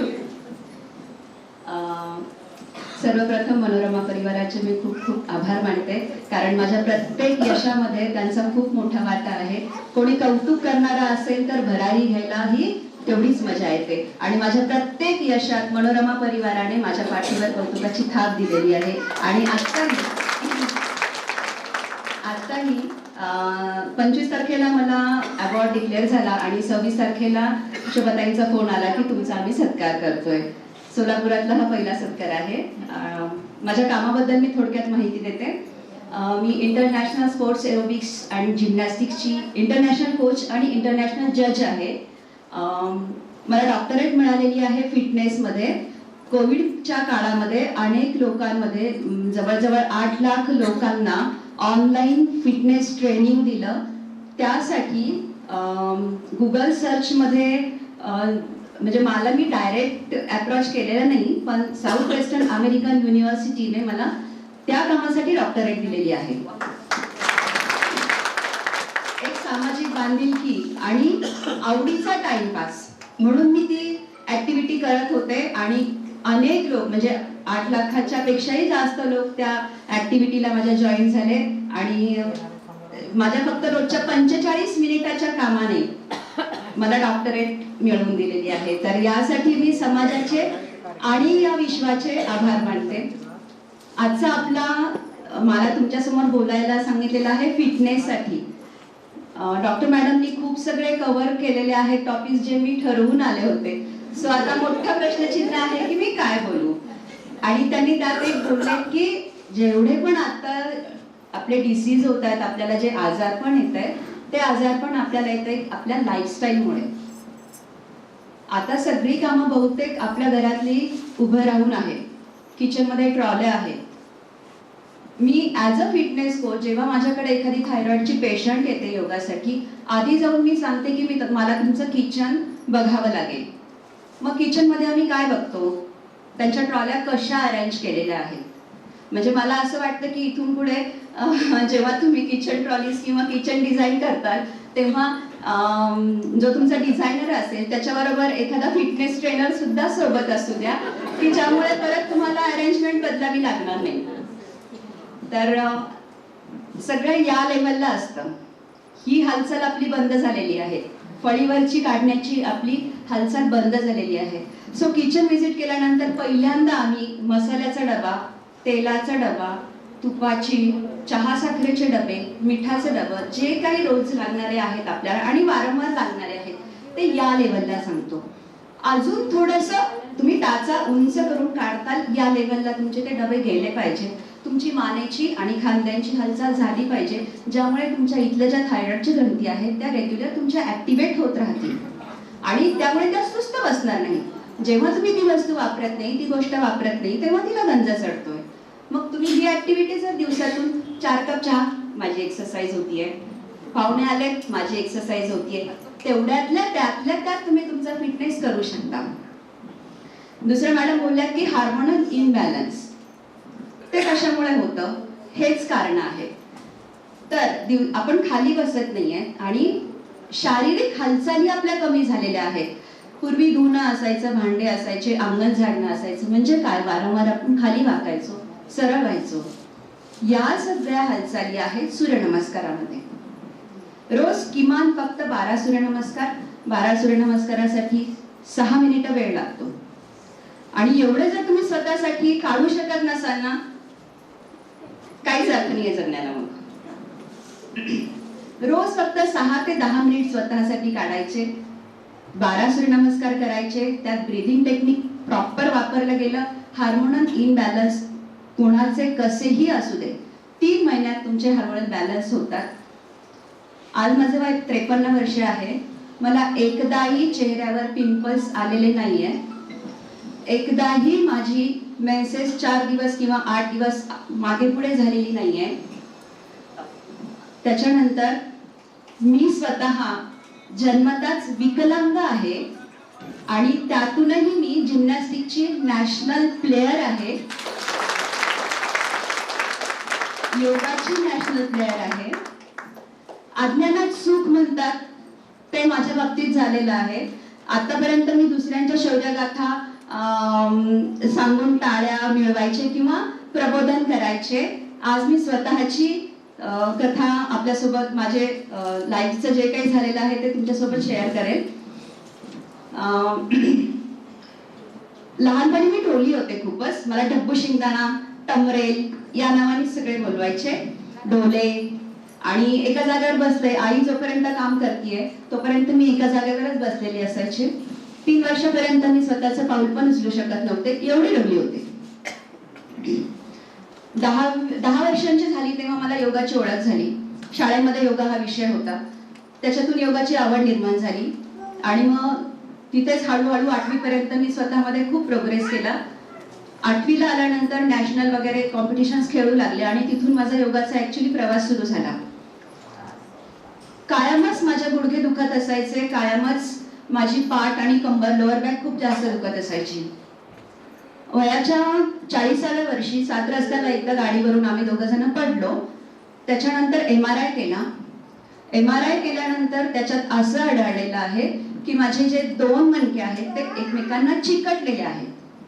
मला मेडिकल लँग्वेज मध्ये काही सांगता येणार नाही एक्झॅक्टली ते काय आहे, पण जिथे तुमच्या मणक्याची सपोज सगळ्या मणक्यांची मिळून जर तुमची उंची जर 1.5 फूट असेल तर माझी 1 इंच कमी आहे. त्याच्यामुळे माझ्या हाईट इम्प्रुव्हमेंटला पण थोडंसं लिमिट आलेलं आहे. आणि त्या तो MRI खैरनार सरांकडे घेऊन गेले. खैरनार सर म्हटले हे पेशंट कोण आहे? मी म्हटलं मी आहे. तुमचं वय काय आहे? मी वय सांगितलं. ते म्हटले MRI कोणाचा आहे? म्हटलं माझाच आहे. मग त्यानंतर ते बोलले की ते स्वतः उभे राहिले आणि सॅल्यूट केलं. तू काय करतेस म्हणून, कारण या MRI ची व्यक्ती स्वतःच्या पायाचा अंगठा पण हलवत नाही, हलवूच शकत नाही. ती स्ट्रेचरवरच आलेली असते. मग तेव्हा मी त्यांना सांगितलं मी योगा करते, स्विमिंग करते. आणि मग तेव्हा मला कळालं की देवाने मला ही देणगी दिलेली आहे. माझ्यात कुठेतरी मायनस पॉइंट होता म्हणून देवाने मला योगा बरोबर जोडून दिलेला आहे आणि मला याची आवड निर्माण झाली आणि त्याच्यातून माझं हे प्रोग्रेस होत गेला. तर त्यावेळेस मला खैरनार डॉक्टर बोलले. त्याच्या आधी माझे पाठीच्या कण्यासाठी आणि गुडघ्यांसाठी खूप सगळे डॉक्टर्स झाले होते, देव झाले होते, ऋषी झाले होते, उपवास झाले होते, सगळं झालं होतं, पण कधीच काहीच परिणाम नव्हता. त्या दिवशी डॉक्टरांनी सांगितलं की तू आजपर्यंत जी उभी आहेस ते केवळ तुझ्या स्वतःच्या विल पॉवरवर उभी आहेस आणि या विल पॉवरवरच तू इथून पुढे उभी राहायचं आहे आणि या गोष्टीसाठी दवाखान्यात जायचं नाही. त्या दिवशी मी ठरवलं की मी माझं जिम्नॅस्टिक परत चालू करणार, कारण मधल्या काळामध्ये जिम्नॅस्टिक बरोबर मी टोटली तुटलेली होते आणि ती खंत कायम मनात होती. त्याच्यानंतर लगेचच ट्रेनिंग घेतलं आणि इंटरनॅशनलचं ट्रेनिंग घेऊन मी सोलापूरमध्ये कोच म्हणून काम करू लागले. मला यातून हे सांगायचं आहे की तुमचं आजारपण घेऊन तुम्ही बसू नका की मला गुडघे दुखतायत. तुमची हालचाल केली तर कॅल्शियम तयार होणार आणि ते वापरलं जाणार आहे. बरोबर आहे मॅडम? काही दुखतंय म्हणून तुम्ही थांबू नका, तुम्ही चालत राहा, चालत राहा. आता आपण परत एकदा किचन कडे जाऊयात किंवा आपल्या फिटनेस कडे जाऊया. आपण सूर्यनमस्कार झालेले होते आपले. त्याच्यानंतर एक सिंपल टेस्ट आहे. पेपर क्रम्बलिंग किंवा बेडशीट टाकायचं खाली, खुर्चीवर बसायचं आणि दोन्ही पायांच्या बोटांनी ती चादर अशी गोळा करायची. त्याला मी पेपर क्रम्बलिंग म्हणतो. न्यूजपेपरचं सिंगल पान टाकायचं. बघा तुम्हाला लक्षात येईल तुमचं काही जणांचं क्रम्बलिंग होणारच नाही, काही जणांचं कमी जास्त प्रमाणात होईल. म्हणजे तुमची नी अलाइनमेंट प्रॉपर नाहीये. हे त्याच्यावरून एक सिंपल टेस्ट आहे, ती नी अलाइनमेंट नाहीये. मग त्यासाठी काय करायचंय तर तेच करायचंय ज्याची आपण टेस्ट जशी आपण टेस्ट केली होती. वारंवार तुम्ही ते करत राहायचंय जोपर्यंत तुमचा पेपर क्रम्बलिंग किंवा ती बेडशीट दोन्ही एकसारख्या सळ्या दोन्ही पायांच्या एकसारख्या लाईन्स त्या येत नाही तोपर्यंत ते करत राहायचं. मे बी 10 दिवस लागतील, 100 दिवस लागतील, पण तुमची इंजुरी ज्या प्रमाणात असेल किंवा तुमची अलाइनमेंट ज्या प्रमाणात बिघडलेली असेल त्या प्रमाणामध्ये ते तेवढा कालावधी घेणार आहे. उभ्या पूर्वी कणिक म्हणायचं, आता मशीन आहेत कणिकेचे. फिंगर पोकिंग कंपल्सरी आहे. रोज फिंगर पोकिंग करायचंच आहे तुम्हाला. त्याच्यानंतर मूठ आत घेऊन घट्ट दाबायची आहे. जेवढे शक्य होईल तेवढ्या वेळ तिला दाबून ठेवायची त्यानंतर स्लोली सोडायची आहे. या शिरेपासून तुमच्या बोटापर्यंतच्या सगळ्या शिरा त्याच्याने कार्यान्वित होतात, त्यांना स्टिम्युलायझेशन मिळतं. हार्टसाठी एक सिंपल आहे, आपण सगळेजण आता करूया. घेतलेला श्वास, आता मी फक्त एक्सप्लेन करते, त्याच्यानंतर आपण करूया. घेतलेला श्वास सोडायचा आहे आणि 4 आकड्यांमध्ये श्वास घ्यायचा आहे, 6 आकडे श्वास रोखून ठेवायचा आहे आणि 8 आकडे श्वास सोडायचा आहे. करूयात, सगळ्यांनी टेस्ट करूयात. घेतलेला श्वास सोडा, शांतपणे श्वास घ्या. 1 2 3 4, होल्ड 1 2 3 4 5 6, सोडा 1 2 3 4 5 6 7 8. डोळे उघडा. कुणाकुणाला सगळे काउंटिंग झाले? व्हेरी गुड, सगळ्यांसाठी खूप टाळ्या. म्हणजे तुमचं हार्ट खूप चांगलं काम करत आहे स्वतःसाठी. आणि ही एक्सरसाइज रेग्युलर केली तर ज्यांचे हार्ट, आणि हे ज्यांचे हार्ट जर ज्यांना कमी वेळात झालं असेल, तुमची कपॅसिटी वाढणार आहे. तिसरी गोष्ट आहे, दिवसातून किमान 30 मिनिट टोटल 30 मिनिट 2 पायांवर बसायचं. इंडियन टॉयलेट किंवा मलासन आम्ही म्हणतो त्याला, इंडियन टॉयलेट पोज मध्ये बसायचं. वेस्टर्न टॉयलेट, याच्यामुळे तुमची पचन क्रिया, चयापचय, मेटाबॉलिझम म्हणतात ज्याला आजकाल, तो चांगला होतो. पहिल्यांदा तुम्हाला 2 मिनिट 3 मिनिटातच रग लागेल. हळूहळू कपॅसिटी वाढत 10 मिनिटापर्यंत या. 10 मिनिट सकाळ दुपार संध्याकाळ बसलात तरी पण होतं. ज्यांना शक्य आहे त्यांनी खाली बसून स्वयंपाक, हे फक्त बोलण्याची गोष्ट झाली ऍक्च्युली, आजकाल कोणी करणार नाहीये. खाली बसून स्वयंपाक केला तर खूपच चांगली गोष्ट आहे. नेक रोटेशन, खूप जणांना मानेला रग लागली असती, करा ना. बसले टीव्ही बसल्या बसल्या नेक रोटेशन, 10 उलटे 10 सरळ. त्याच्यानंतर नेकला इथे धरून वरती पुश करा आणि वरून मानेनी खाली प्रेस करा, म्हणजे हा प्रेस होतो. खालून पुश करायचं आणि वरून त्याला दाबायचं. हेच वरती हात ठेवून करायचं आहे. बसल्या बसल्या तुम्ही मनात आणलं तर स्वतःचा फिटनेस घरात बसून चांगला करू शकता. थोड्या वेळ स्क्रीन बाजूला ठेवली तर. व्हॉट्सअप गुरुला फॉलो करू नका, खूप चुकीचे गुरु आहेत सगळे तिकडे. छोट्याशा आळदीने किंवा राईचं पर्वत झालेले असे आहेत. आणि तिसरी गोष्ट, खाली वाकून झाडायचं आहे. आणि जे लोक घरी काम करतात, खाली वाकून झाडा आणि फरशी पुसताना खाली बसा, तो पण एक खूप चांगला व्यायाम आहे. हे सगळं सांगतात. थोडंसं डाएट बद्दल बोलूयात आपण, वेळ सगळ्यांनाच कमी आहे. मॅडमने सांगितलं HB कमी असतो. HB कमीसाठी मुठभर शेंगादाणे, थोडासा गुळ किंवा शेंगादाण्याचा लाडू, 4 खजूर रात्री भिजत घालायचे, सकाळी त्याची साल निघून येते ती काढायची, मस्तपैकी ते चावायचं, उरलेलं पाणी पिऊन घ्यायचं. 10 ते 12 काळे मनुके रात्री भिजत घालायचे, सकाळी चावून खायचे, ते पाणी प्यायचं आहे. त्याच्यानंतर कोणतीही गोष्ट आपण स्वतः खाताना आणि आपल्या घरातल्या दुसऱ्या इतरांना किंवा लहान मुलांना शक्यतो देताना एक गोष्ट स्वतः विचारा स्वतःला की ही गोष्ट किंवा हा पदार्थ माझ्या आजीने खाल्ला होता का? जर त्याचं उत्तर हो आलं तर पुढचा प्रश्न विचारा, किती वेळा खाल्ला होता? आता माझ्या मुलीने जर तिच्या मुलीला देताना विचारलं की, मॅगी देताना विचारलं की आजीने ही गोष्ट खाल्ली होती का? हो, मी खाल्लेली आहे मॅगी ही गोष्ट. मग किती वेळा खाल्लेली आहे? ती जर तिने महिन्यातून एखाद्या वेळेस किंवा 2 महिन्यातून एखाद्या वेळेस खाल्ली असेल तर ती वस्तू त्या बाळासाठी किंवा त्या व्यक्तीसाठी खाणे योग्य नाहीये. ते आपल्या जेनेटिक मध्ये नाहीच आहे ती गोष्ट पचवण्यासाठी. आणि त्यातले जे आता बाकीची सगळी गोष्ट ती टेक्निकल किंवा केमिकल प्रोसेस काय काय ते सगळ्या गोष्टी बाजूला राहिल्या. आपण फक्त आपल्या पुरतं बोलूयात की ती गोष्ट पचवायला किमान 3 महिने लागतात एक मॅगीचा बाउल पचवायला. आणि आपण सकाळी मस्तपैकी मुलांना आवडतोय म्हणून 2 मिनिट्स में बनतो, ते 2 minutes takes more than 2-3 months. आपले धपाटे खूप छान, ज्वारीची भाकरी, मुकटा, मलिदा.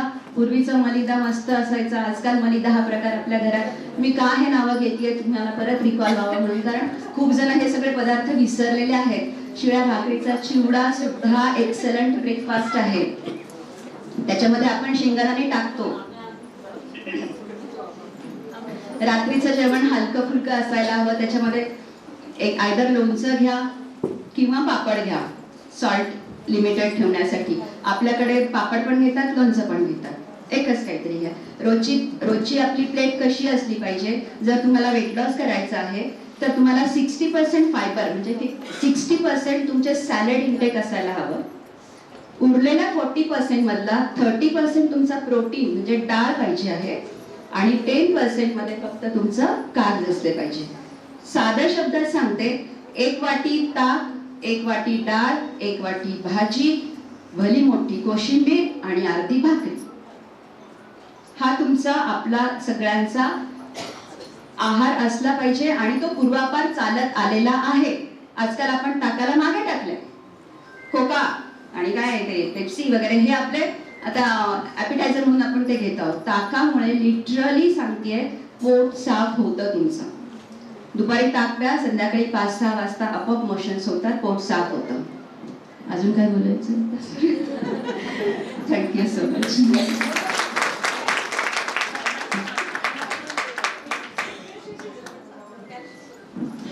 कॅल्शियमसाठी रोजच्या जेवणात ताकासोबत दही सुद्धा चालेल. अर्धी वाटी दही घ्या. आणि मी नॅचरोपॅथी फॉलो करणारी आहे. नॅचरोपॅथीमध्ये आम्ही 1 वाटी दहीमध्ये आपल्या नखावर बसेल एवढा चुना आम्ही त्याच्यामध्ये डायल्यूट करून घेतो कॅल्शियमसाठी. नखावर बसेल खायचा चुना. पूर्वी आपल्या जेवणानंतर पान खाल्लं जायचं, दॅट इज फॉर कॅल्शियम. ते जे पान होतं ते त्याच्यामध्ये HB वाढतंय नागिनीच्या पानाने आणि चुन्यामुळे कॅल्शियम, कात वगैरे हे सगळे आपली भारतीय पद्धती किंवा भारतीय आहार खूपच चांगला आहे आणि ही जगत मान्यता आहे. बाहेरचे लोक त्याला आता अडॉप्ट करत आहेत आणि आपण पाश्चात्य संस्कृती अडॉप्ट करत आहेत. तर आपल्या भारतीय आहारावर टिकून राहा, आपलं आरोग्य पण टिकून राहणार आहे. थँक्यू.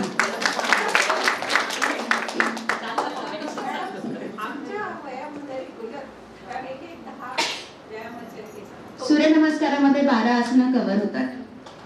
सूर्यनमस्कार सगळ्या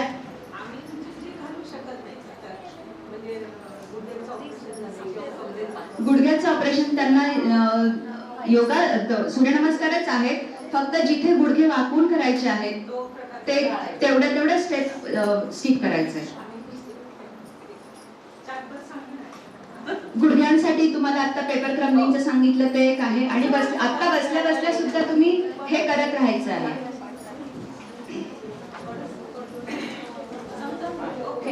हे करायचं फक्त बसल्या बसल्या एवढं करायचं.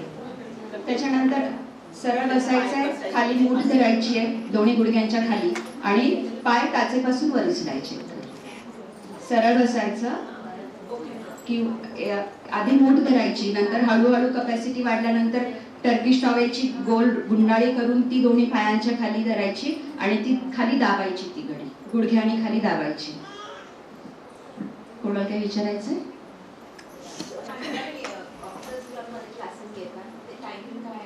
संध्याकाळी 6 ते 7 आहे. लेडीज बॅच 5 ते 6 आहे छोट्यांसाठी. Sports gymnastics. हां, फोन नंबर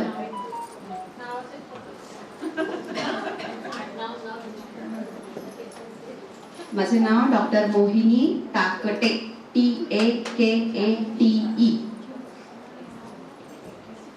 आणि फोन नंबर 9923867706. आपण सगळ्यांनी मला ऐकून घेतलं. शोभाताईंनी मला इथे येऊन आपल्याला मार्गदर्शन करायचे, माझा अनुभव शेअर करायची संधी दिली. मृणालने माझं जरा जास्तच कौतुक केलं मैत्रीण असल्यामुळे. Thank you so much. सोप्या भाषेमध्ये आणि छान असं मार्गदर्शन मोहिनी यांनी केलेलं आहे. जेव्हा ती आमची मैत्रीण होती तेव्हा ती रोज सगळ्यांना ओरडायची की थोडे तर एक्सरसाइज करा आणि गेलं आणि ती हो नाही आम्ही मैत्रिणी जेव्हा एकत्र यायचं ना तर ती पोटाला चिमटा घ्यायची, किती वाढली डेली, किती वाढलंय हे असं. आणि ती कंपल्सरी सांगायची की अर्धा तास तरी तुम्ही योगा करा, अर्धा तास तरी व्यायाम करा आणि सगळ्यांना मोटिवेट करायची. आणि ती डान्स पण छान करते आणि तिचं वक्तव्य पण खूप छान आहे. कथांमध्ये त्यांनी बरेच बक्षीस मिळाले. अरुणिमाची गोष्ट ती सांगायची पण आज तिने स्वतःची गोष्ट सांगितली. कथाकथनचा एक एक्सपिरियन्स असा आहे की महाराष्ट्र नाट्य मंडळींनी मला ब्लॅकलिस्टमध्ये टाकलेलं आहे. त्यांचं म्हणणं आहे की मी हिप्नोटाईज करते आणि स्टोरी सांगते. मी ते इतकं पॉझिटिव्हली घेतलं की yes, this is my award.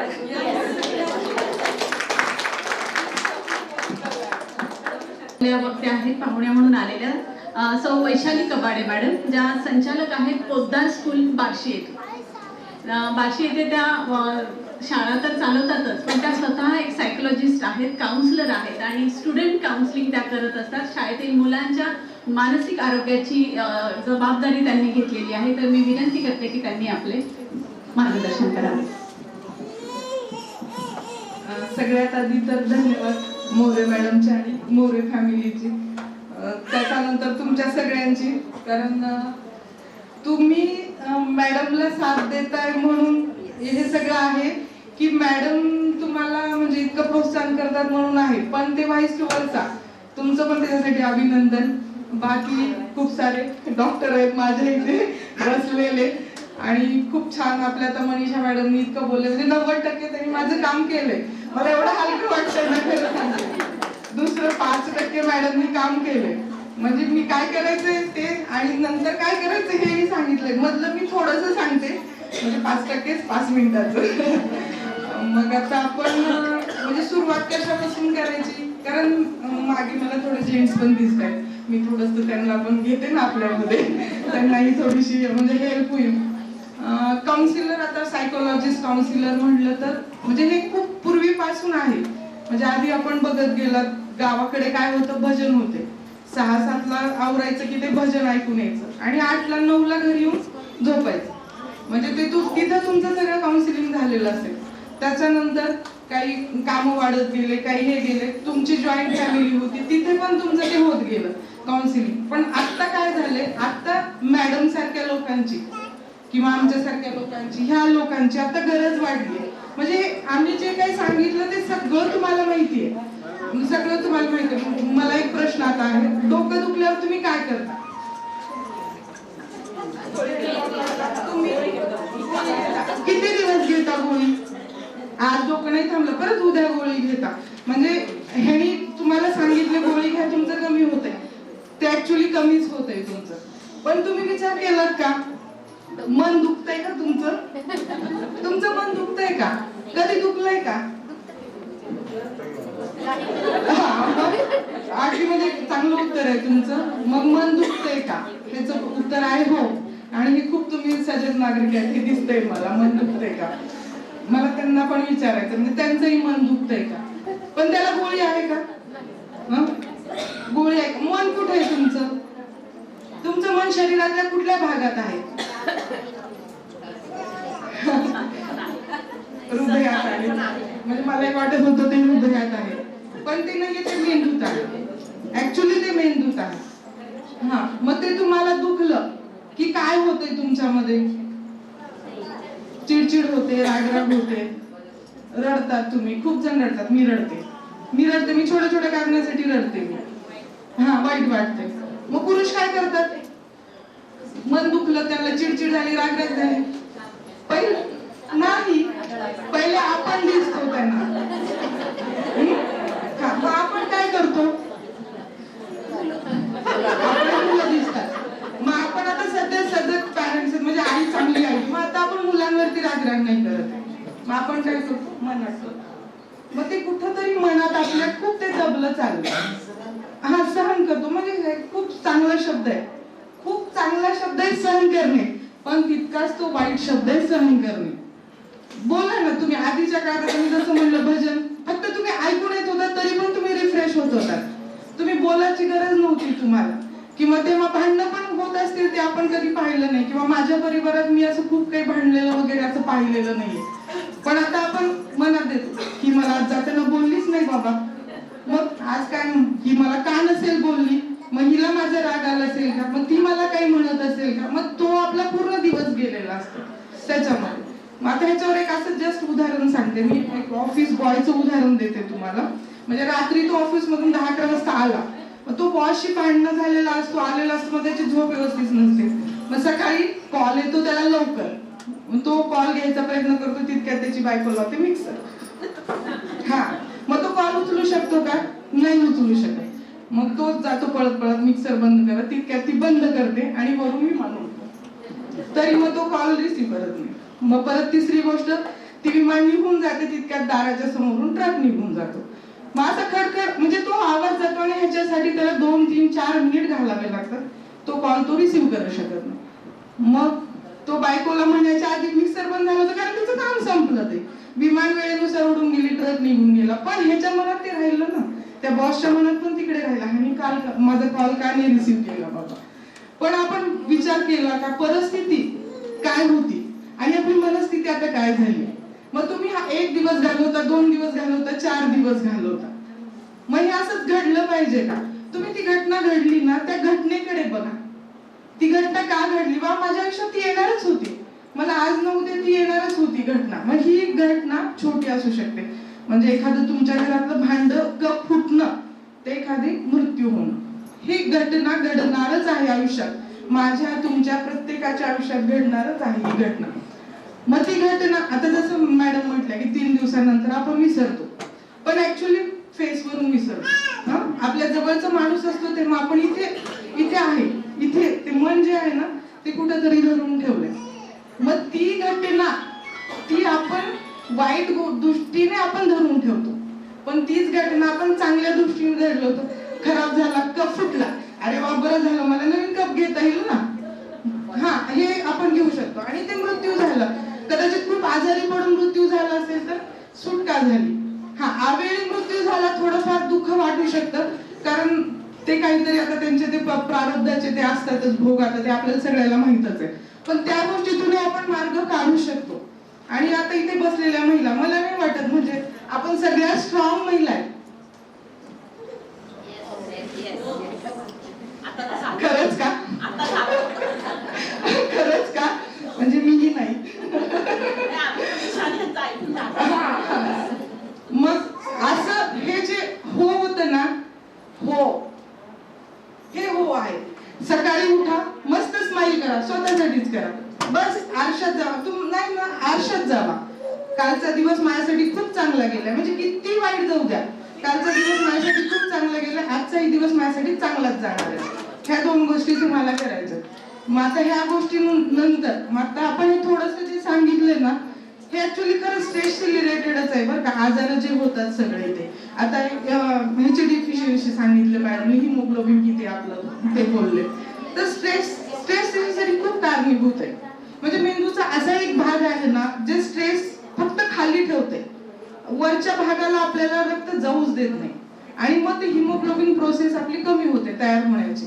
म्हणजे आता हे खूप चांगलं 14.5 वगैरे होतं यांचं, तर हे एकदम खरंच मला म्हणजे स्ट्रेस फ्री आहे.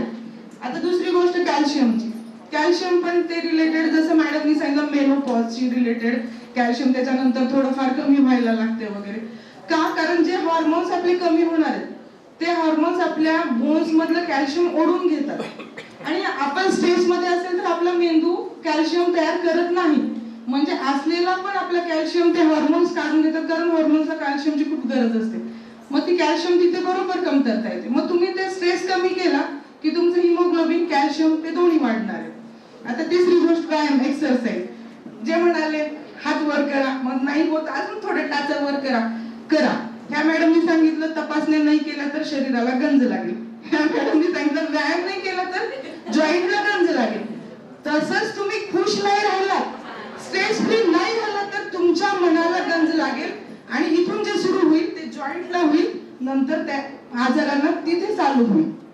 हे तुम्ही लक्षात ठेवा. आहे स्ट्रेस आहे प्रत्येकाला, छोट्या गोष्टीतून स्ट्रेस आलेला आहे. मी काउन्सिलर बनण्याचं, सायकोलॉजिस्ट बनण्याचं कारण स्वतः मीच आहे. मीच माझ्या आई गेल्यानंतर मीच डिप्रेशन मध्ये 6 महिने गेले. मी माझ्या घरी माझ्या मिस्टरांना, माझ्या मुलांना प्रचंड त्रास दिलेला आहे, कारण दोघींची अटॅचमेंट अशी खूप जास्त होती आमची, एक कॉल झाल्याशिवाय नाही. पण त्याचे लॉस मला नंतर लक्षात आले. मला वयाच्या 28व्या वर्षी मला स्वतःला ब्लड प्रेशर सुरू झालं. का? कारण हे मनात ठेवत गेले. मी व्यक्त व्हायला शिका. फक्त तुम्ही कोणीही पकडा, मैत्रीण पकडा, जसं सांगितलं त्या दोघींनी पण. मॅडमनी तर मनीषा मॅडमनी एवढं छान सांगितलं, 4 मैत्रिणी करा, ग्रुप करा, तयार व्हा, शॉपिंगला जावा. फक्त तुम्ही काही गोष्टींना लिमिटेशन टाका. म्हणजे जसा तुम्ही स्ट्रेस घेताय ते स्ट्रेस बस्टर तुम्ही स्वतः शोधू शकता. म्हणजे तुम्हाला काय मिळते. आता आज हा कार्यक्रम ठेवला, आता मागचे 2 तास झाले, मस्त ऐकताय की नाही तुम्ही. मग हे असं तुम्ही मार्ग शोधा. तुम्ही छोटे छोटे मार्ग काही शोधू शकता. म्हणजे सकाळी उठल्याबरोबर रांगोळी काढणे, दिवाबत्ती आपण तर ते सगळं ते करतोच आपण आहे ते तर मनापासून ते करणंच आहे. मुलांना विचारणे काय पाहिजे बाबा आज तुला खायला, दाखी मी आज हे केलंय तू खाल्लंच पाहिजे. मग आपला तर स्ट्रेस वाढणार आहे, त्यांचाही तो तितकाच स्ट्रेस वाढणार आहे. मिस्टरांना पण आपण त्याच पद्धतीने सांगू शकतो. मुलींनी आता ह्याच्यात जागरूक व्हायला पाहिजे ऍक्च्युली जास्त करून. म्हणजे जर शारीरिक आजार असू दे, मानसिक आजार असू दे. आपण मानसिक आजार म्हटल्यानंतर काय म्हणतात, छे हे काय असते, हे मला काही नाहीये, मी उगीच 50 वर्षाची झाली का, मी 4 लेकरं केलेत, मी संसार केलाय, उगीच केलाय का. पण त्या 50 वर्षाच्या मध्ये 50,000 वेळेस तुमचं मन दुखलंय. हे तुम्ही म्हणजे ऑब्झर्व करू शकता. तुम्ही दिवसातून ऑब्झर्व करा आणि एक दिवस फक्त ऑब्झर्व करा मला काय काय त्रास दिलाय, तो दिवस सोडून द्या. दुसऱ्या दिवशी बघा, फक्त चांगल्या गोष्टी ऑब्झर्व करा दिवसभरातून घडलेल्या. तुम्हाला ते तुमचं आठवणारच नाही. तुमच्याशी काय म्हणजे घडलं होतं वाईट ते काहीच आठवणार नाहीये. ह्या घटना घडत असतात, घटना निघून जात असतात ह्या घटना. पण आपण राहतो, आपली एकच बॉडी आहे, एकच दिलेली आहे आपल्याला आणि ती आपल्याला जपायची. ती मेंदूपासून ते खालच्या बोटापर्यंत आपल्याला ती जपायची. आता तिसरी गोष्ट पुरुषांसाठी. पुरुषांनी पण म्हणजे आता तर कोणी राहिलंच नाही की आपण आता मागासलेले पुरुष आहेत वगैरे. आता सगळेजण सपोर्ट करतात, आपण बरंच पुढे आलेलो आहेत. महिलांनी पण बरंच ते दोघांनी मिळून त्यांचे जे काही मानसिक प्रॉब्लेम्स आहेत म्हणजे घरातले वादविवाद वगैरे ते एकदम वेळेवरती म्हणजे सोल्युशन आपणच आपल्या ह्याच्यावरती काढू शकतो. हे पुरुषांना पण तेवढं जाणून घेणं गरजेचं आहे.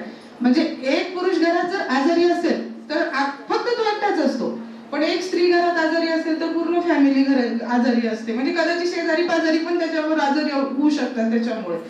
मग हे म्हणून हे स्त्री आणि आपलं हे मानसिक आरोग्य हे जपणं गरजेचं आहे.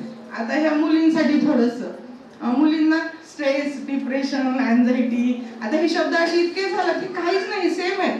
नैराश्य, ताण आहे, झोप न येणे आहे, चिंता, म्हणजे हे आपण जे वापरत होतो ते शब्द तेच शब्द आहेत, फक्त ते आता म्हणजे अशा सायंटिफिक लँग्वेज मध्ये बोलल्यामुळं ते असं वाटतं की ते खूप अवघड आहे.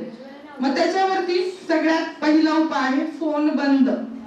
मग तो कधी, हे कधी ठरवा. अजिबात बंद म्हणजे क्रॉस नाही, त्याला लिमिट ठेवा. ज्याला शक्य असेल त्याने 8 नंतर रात्री बघू नका, ज्याला 9, ज्याला 10 नंतर बंद म्हणजे बंद फोन. म्हणजे स्वतःच मी पण त्याच्यामध्ये येते. म्हणजे जर आपल्याला शपथ घ्यायची असेल तर त्याच्यात मी सुद्धा येतेच. कारण सांगते तुम्हाला, फोन एक अशी गोष्ट आहे, त्यातून म्हणजे आधी कसं ऐकलंच, अंधार पडलं की बाळ वगैरे तर लगेच गुंगून जायचे, झोपून जायचे, आपणही. पण आता हे फोन म्हणून अशी काही एक लाईट येते, जी लाईट आपल्या झोपेचे जे हॉर्मोन्स आहेत ते व्हॅनिश करतात, म्हणजे ते काढून टाकतात. आणि मग ते सतत मेंदू आपला ऍक्टिव्ह होतो आणि मग झोप येत नाही. काय करायचं आता, घरातले दुसरे झोपले, बाबा लाईटी चालू करू शकत नाही आपण, घ्या मोबाईल बघा, मग परत लाईट आली, परत गेली, मग 2, 3, पहाटे 4, मग सकाळी परत तुम्ही उशिरा उठणार. मग ते तुमचं पूर्ण रुटीन. आपलं भारतीय संस्कृती तशी नाही, लवकर ते त्याप्रमाणे आपली आहे. मग हे झालं पहिलं फोनचं. दुसरं, मुलींसाठी लवकर उठा. 6ला मॅक्झिमम 6 लिमिट ठेवा. म्हणजे आपण तर उठतोच सगळेजण, किती का उशिरा झोपेना आपण उठतोच, कारण आपली आता झोप मोड झालेली आहे फोनमुळं, त्याच्यामुळं आपण उठतोच. आणि कामाचं पण आपल्याला असतं की आपला दिवस आवरायचा. तर दुसरी गोष्ट लवकर उठणे. तिसरी गोष्ट हाडाची जी बळकटी, व्हिटॅमिन D3 मॅडम म्हणाल्या, दिवसातून सकाळच्या 10च्या आत किमान 10 मिनिट तरी तुम्ही ऊन घ्या. तुमची वॉकिंग तुम्ही 10 मिनिट तरी करा प्रत्येकाने. मला घरात खूप काम आहे, स्वयंपाक आहे, सगळे धुणे भांडे आहेत, फरशी सगळे, पण तुम्ही वॉकिंग हा सगळ्यात चांगला पर्याय असू शकतो. म्हणजे जर तुम्हाला अर्धा 1 तास जर तुम्हाला वेळ देता येत नाही योगाला जाण्यासाठी किंवा एरोबिक्सला जाण्यासाठी, तर तुम्ही वॉकिंग हे बेस्ट करू शकता. आणि 7-7:30च्या दरम्यान उन्हात केलं तर तुमचे 2-3 गोष्टी वाढतात त्याच्यामुळे. व्हिटॅमिन D, परदेशातले लोक भारतामध्ये ऊन घेण्यासाठी येतात भारतामध्ये, आणि आपल्याला तर पडलेलंच एवढं मोठं. मग ते काय होतं ते महत्व नाही, घर की मुर्गी असं होते. घर की मुर्गी असं होते. म्हणून ह्या थोड्या गोष्टी जाणीव करा तुम्ही. ह्या तुमच्यामध्येच आहेत सगळ्या. सगळ्या गोष्टी मी जे सांगते ना किंवा ह्या दोघींनी जे सांगितलं ना ते तुमच्या सगळ्यांकडे आहे, पण त्याचा अवेअरनेस नाही आपल्याला त्या गोष्टींचा. त्याच्यामुळं सगळ्यात आधी मेंदू जपा, शरीर जपा, त्याच्यासाठी योगासने, व्यायाम, औषध, गोळ्या ह्या सगळ्या गोष्टी तुम्ही घ्या, एकमेकाला साथ द्या, एकमेकांशी बोला. हे आपल्या आहेत अशा म्हणजे लोकांचा सहवास वाढवा तुम्ही. आणि शेवटी तर आम्ही आहोतच सगळे हेल्प करण्यासाठी ऑलवेज. आणि कुठलीही गरज, कुठलाही म्हणजे प्रश्न असेल, कुठलंही काही अडचण असेल तर नक्कीच कधीही केव्हाही बोलू शकता. थँक्यू.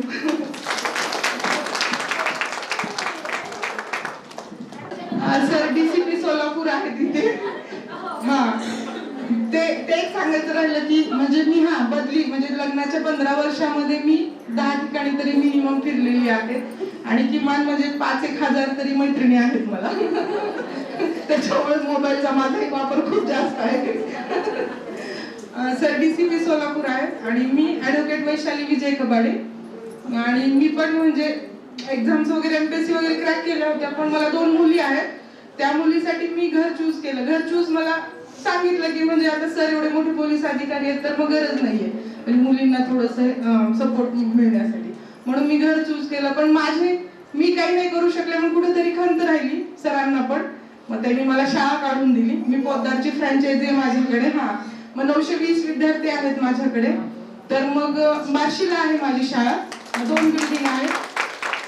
आणि आता इथून पुढे मॅडम सारखं आम्हाला इथे खूप मोठं वाढवायचंय, कारण हे आत्ताच भेटलं आम्हाला, त्याच्यामुळं थोडा उशीर झाला पण ठीक आहे, देर आहे पण दुरुस्त आहे म्हटल्यासारखं होईल. आणि मग त्या शाळेच्या थ्रू ते माझे 900 विद्यार्थी आहेत. मग त्याच्यामध्ये मला मुलांसाठी खूप आजार जाणवले. ऍक्च्युली आता विषय थोडासा वाढलाय तर बोलतेच. चाइल्ड काउन्सिलिंग म्हणजे हा विषय खूप आता तुम्ही ऐकत असाल सगळेच जण, कारण आता आपण सजग नागरिक आहोत. पण चाइल्ड काउन्सिलिंग असा विषय काहीच नाही, म्हणजे मुलांना समजावणं हा विषय नाहीच आहे. आपल्याला आठवते का कधी आपल्या आई वडिलांनी आपल्याला समजवलं बाबा एकच इथं बस आणि तू एकटंच इथून हल्लास की काय. मग आपण करतो ना ते, पण खरं आपल्यामध्ये म्हणजे आपल्याची पॅरेंट काउन्सिलिंग गोष्ट आहे. आणि मी जेव्हा हे अभ्यास करायला लागले ना, मग शाळेसाठी मला काउन्सिलर मिळत नव्हता, म्हणून असं ठरलं की आपणच करू बाबा. मग मी दिल्ली युनिव्हर्सिटीची मी ग्रॅज्युएशनची डिग्री घेतली, MA ची मास्टर डिग्री.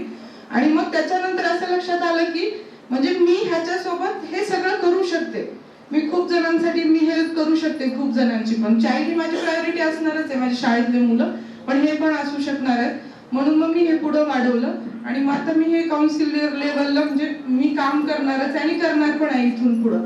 त्याच्यामुळे कुठलीही मदत लागली तरी मी नक्कीच तुम्हाला सगळ्यांनाच मदत करू लागेल माझ्या लेवलची. म्हणजे मी जितकी समोरच्याची मानसिकता सुधारण्यासाठी मदत करणार आहे ना, त्याच्यापेक्षा त्यांनी स्वतःने त्याची मानसिकता सुधारण्यासाठी तर पहिले तयार व्हायला पाहिजे आणि त्याच्यावरती त्यांनी काम केलं पाहिजे, तरच ते नक्कीच होऊ शकतं. गोळ्या घेऊन तुम्ही नक्कीच दुरुस्त होऊ शकता, पण मनाचं तसं नाही. मनाचं स्वतः तुम्ही तयार झालं तर तेव्हाच तुम्हाला त्याचा फायदा होणार आहे आयुष्यामध्ये. तर मी ऍडव्होकेट वैशाली विजय कबाडे आणि मी BSc LLB केलेली आहे पहिले आणि आता MA कम्प्लीट केलेलं आहे सायकोलॉजी. आणि आता काउन्सिलर म्हणून पण काम करणार आहे मी. ह्याच्यामध्ये child counselling, parent counselling, legal adviser म्हणून पण काम करणार आहे. फॅमिली काउन्सिलिंग येतं त्याच्यामध्ये. आणि ह्याच्या व्यतिरिक्तही काही आजार असतील, म्हणजे आता कॅन्सर झाल्यानंतर तुमची मानसिकता कशी होते, म्हणजे हे डॉक्टर जसं म्हणाले की आम्हाला वेळ नसतो, मग आम्ही रिपोर्ट काढून देतो आणि मग तुम्हाला ट्रीटमेंट घ्या म्हणतो. पण त्यांच्याकडे वेळ तो त्यांच्यासाठी खूप युजफुल आहे, तो वेळ जो होता त्यांचा. पण मग तो तुम्हाला वेळ जो देऊ शकणार नाही तो वेळ आम्ही देतो. मग तुम्हाला त्याच्यासाठी कसं प्रिपेअर करायचंय, तुम्हाला तुमची कशी तयारी करायची, तर ते आम्ही मानसिक आधार देतो. बोलण्याचं जे आमचं आहे त्यापेक्षा आम्ही ऐकण्याची तयारी आता जास्त वाढवणार आहे त्यामुळे. आणि आजकाल लोकांना ऐकण्याला कुणी सोबत नाहीये, ऐकणारा आता लोक नाहीयेत ऐकण्यासाठी, तर आम्ही ऐकून घेण्यासाठी म्हणजे आता तयारी केलेली आहे आम्ही पण. आणि थँक्यू. कधीही तुम्ही मदत लागली तरी 94-227-03-915 94-227-03-915. स्पेशली तुम्ही मुली काम करायचंय, माझा नंबर आणि तुम्ही फॉरवर्ड करू शकता. कुठे जिथे गरज असेल तेव्हा. मी स्कूल कॉलेजेससाठी पण त्यांच्या पण स्ट्रेस मॅनेजमेंटसाठी काम करतो, तर तुम्ही माझा नंबर फॉरवर्ड करू शकता. थँक्यू. खूपच छान वाटलं. Thank you madam. परिपूर्ण असं आपलं सत्र झालेलं आहे. हा कार्यक्रम खरंच फ्रुटफुल झाला असं मला या निमित्ताने म्हणावं वाटेल. खरंच तुम्ही सगळ्यांनी हे शांत चित्ताने ऐकून घेतलं. आता वळूयात कार्यक्रमाच्या शेवटाकडे. अध्यक्षीय समारोप आजच्या कार्यक्रमाचा शोभा मोरे मॅडम करणार आहेत, तर त्यांना मी विनंती करते की आपण मार्गदर्शन करू. सगळ्यांना शुभ सायंकाळ. सगळेजण थकलेले असतील, पण डोक्यात मनात एक विचार असेल की चहाची वेळ आहे. सगळ्यांचं घर स्वयंपाक करून गॅसवर ठेवलेल्या चहाकडे गेलं असणार आहे, कारण आपलं मन आहे, बरोबर की नाही. तुमचं सगळ्यांचं मनोरमा परिवार खूप खूप स्वागत. आता तुम्हाला डॉक्टर मनीषा असेल, मोहिनी ताकते मॅडम असतील किंवा कबाडे मॅडम वैशालीताई असतील, त्यांनी इतकं छान सांगितलेलं आहे. त्यामुळे मला महिला सक्षमीकरणासाठी वेगळं काही करावं असं वाटत नाही. म्हणून मला तर श्रीकांत एक कविता आठवली चारोळींची. कोऱ्या पाटीवर काहीही लिहून पुसणे सोपे असते. कोऱ्या पाटीवर काहीही लिहून पुसणे सोपे असते. तुमच्या आमच्या मनाचं असं असतं तर किती बरं झालं असतं. तर खरंच आहे, आपण मागच्या सगळ्या गोष्टी विसरून जाऊया आणि आजपासून आपण ठरवूया. मनीषा मॅडमने सांगितलं आपली हेल्थ चेकअप करायला पाहिजे, रेग्युलर टेस्ट केला पाहिजे. माझ्या वाढदिवसा दिवशी मी माझं हेल्थ चेकअप करणार, सगळ्यांनी ठरवायचं. किंवा काल 26 जानेवारी होता, 26 जानेवारी तर काल गेलेला आहे, पण माझा वाढदिवस दरवर्षी येणार आहे. आणि काही नाही, कदाचित मी घरात एखादी स्वीट डिश करणार नाही, पण डॉक्टरांकडे जाऊन चेकिंग करणार. बरोबर आहे. मला सगळ्या आजारांना लांब ठेवायचं आहे आणि मला सुदृढ व्हायचं, बरोबर आहे. आता मोहिनी ताकते मॅडमने सांगितलं हे खा ते खा ते खा, बरोबर आहे की नाही. मग घरच्या घरी जर धन्वंतरी असेल तर मी बाहेर का जायचं, हॉस्पिटलमध्ये नाही जायचं. मी माझ्या पायावरती उभी आहे, स्वयंपूर्ण आहे. माझा फिटनेस विना खर्चाचा आहे. मी सकाळी चालायला जाऊ शकते, सूर्यनमस्कार करायला पैसे लागतात का नाही, योगा करायला पैसे लागतात का नाही, प्राणायाम करायला पैसे लागतात का नाही. हे सगळं विना कष्टाचं विना पैशाचं असतं. ते मी आजपासून नाही, पण उद्या सकाळपासून सुरू करणार. सगळ्यांनी ठरवायचं, करेक्ट. आता वैशालीताईंनी सांगितलं, काउन्सिलिंग केलं की खरंच आहे आपण नाही त्या गोष्टींचा स्ट्रेस घेतो, बरोबर की नाही. काल मला तो असा बोलला होता, मी बघून गेली. काल मला त्या मॅडम असंच म्हणाले, मी काउंटरला गेले, त्या मॅडमनी माझ्याकडे लक्ष दिलं नाही, मोबाईल मध्ये पूर्ण लक्ष होतं. ठीक आहे, मी तक्रार करणार. हे सगळं आपण विसरून जाऊया, आपण फ्रेश राहूया. मी माझ्यावरती प्रेम करणार आहे. मॅडमने सांगितलं तसं सगळ्यांनी उद्या सकाळी उठल्यानंतर आरशामध्ये म्हणायचं, I love my self, I love you. Yes, सगळ्यांनी ठरवायचं हेच आहे. आणि हे सगळं करण्यासाठी आपल्याला कशाची गरज असते का, पैशाची तर नाही सांगितलेली, पण माझं भविष्यकाळ जर सुरक्षित ठेवायचं असेल तर माझा पैसा खूप महत्वाचा आहे. मग माझा पैसा जर मला महत्वाचा आहे, माझी आर्थिक गरज जर महत्वाची आहे, त्यासाठी मनोरमा परिवार आहे. महिला ह्या आर्थिक सक्षम असतील तर मी हे सगळ्या गोष्टी करू शकते. अगदी कार्यक्रमाला सुद्धा मी येऊ शकते. कधी येऊ शकते, तुम्ही आर्थिकदृष्ट्या सक्षम असेल तर. मनोरमा परिवारामध्ये तुम्ही आल्यानंतर तुम्हाला निश्चित आर्थिकदृष्ट्या तुमचं भविष्य सुरक्षित आम्ही करू शकतो. आज मी चेअरमन झाले मनोरमा मल्टीस्टेटचे, म्हणून मी खास 11% स्कीम फेब्रुवारी एंड पर्यंत सुरू केली की माझ्या महिलांमध्ये जास्तीत जास्त यामध्ये सहभाग होतील, त्यांचा पैसे सुरक्षित राहतील असं आहे. बऱ्याच महिलांचे पैसे पर्स जरी एखादीची उघडली तरी बरेच पैसे असतात. अगदी काही महिलांचे त्या डब्याच्या तांदळाच्या डब्यात असतील किंवा अजून गव्हाच्या साडी खाली सुद्धा कपाटामध्ये साडीच्या घडीत पैसे ठेवलेले असतात. ते पैसे सगळे काढायचे. आम्ही तुम्हाला तसं हळदी कुंकाच्या ह्याच्या वेळेस पर्स देणार, त्या पर्स मध्ये ठेवायचे आणि दर महिन्याला आमच्याकडे भेटला यायचं. चालेल, काही हरकत नाही का. तुमचं भविष्य आम्ही घडवणार आहोत सुरक्षित. तर त्यासाठी तुम्ही आमच्याकडे यायचंय. आपण सगळ्या मिळून हे ठरवूया की आम्हाला आमचं भविष्य सुरक्षित ठेवायचंय, आम्हाला आमच्या स्वतःच्या पायावरती उभं राहायचंय. ज्या महिला काही कामधंदा करत नाही, नोकरी करत नाही, पण दिवसभर घरी असतात. मग जेव्हा माझं घरी मी नुसतेच बसलेले असते, माझ्या डोक्यात कारण नसताना नको ते विचार येतात. म्हणजे खरं काहीच नसतंय, उगीच विचार येतात आणि मग आपण काय करतो, त्या पद्धतीनं विचार करायला लागतो आणि कारण नसताना टेन्शन घेतो. त्याच्यापेक्षा एक छोटा मोठा उद्योग तुम्ही सुरू करू शकता. अनेक महिलांना आम्ही यासाठी 30,000, 50,000, 90,000 पर्यंत कर्ज देऊन त्यांना स्वतःच्या पायावरती उभं करतो. कशासाठी, जेव्हा तुमच्या हातामध्ये पैसा येतो तेव्हा तुमच्या घरामध्ये एक वेगळी पत निर्माण होते, एक तुमच्या शब्दाला किंमत येते आणि आपण आपला सन्मान वाढवायचा आहे. प्रत्येक वेळेस मी नवऱ्याला पैसे मागायचे आणि मी साडी आणू का, मी इकडे जाऊ का, हे विचारण्यापेक्षा मी माझे पैसे मी कमवेल, मला लागतील तेवढे कमवेल. मी असं नाही म्हणत की 10,000 असू देत, 20,000 असू दे, तेवढे नाही, पण मला जेवढे माझ्या स्वतःसाठी लागतात तेवढे मी पैसे कमवू शकते आणि माझ्यात तेवढं स्किल आहे. प्रत्येक महिलेच्या ह्याच्यामध्ये स्किल आहे. मी परवा पण सांगितलं की एका भाकरीच्या स्पर्धेला गेले होते, तर त्यामध्ये एका महिलेने 2 तासामध्ये 93 भाकरी केल्या. इमॅजिन करू शकता तुम्ही? 1 किलो भाकरीच्या 1 किलो गव्हाचं ज्वारी घेतली आपण, दळून आणली, समजा 60 रुपये खर्च होतो. 1 किलो ज्वारीच्या पिठात किती भाकरी होऊ शकतात? अंदाज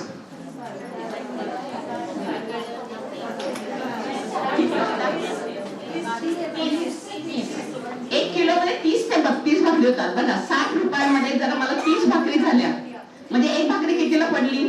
2 रुपयाला. हॉटेलमध्ये तुम्ही भाकरी घेतली तर ती कितीला पडते? 10, 12, 15 रुपयाला. मग तुम्ही हा बिझनेस करू शकता की नाही? करू शकता.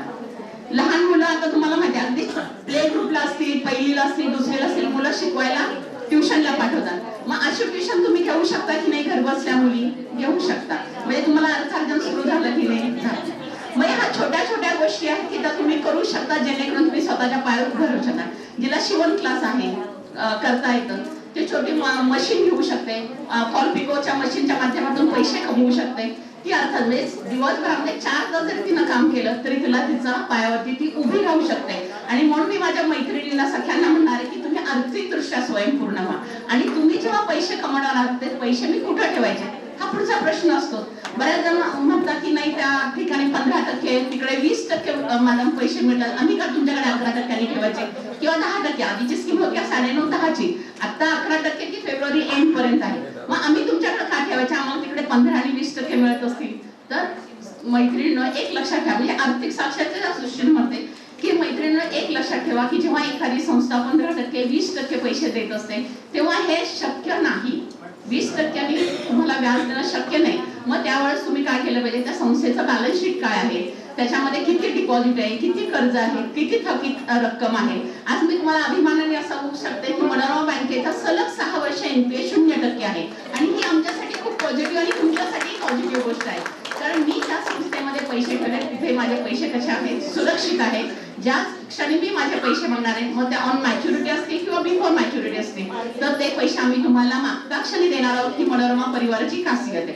मग माझे पैसे ज्या ठिकाणी सुरक्षित आहेत तेव्हा मी रात्री शांतपणे झोपू शकते का? झोपू शकते. आणि मला झोप लागली व्यवस्थित तर मानसिक त्रास होणार आहे का? ताईने सांगितलं काउन्सिलिंगला जावं लागेल का? नाही.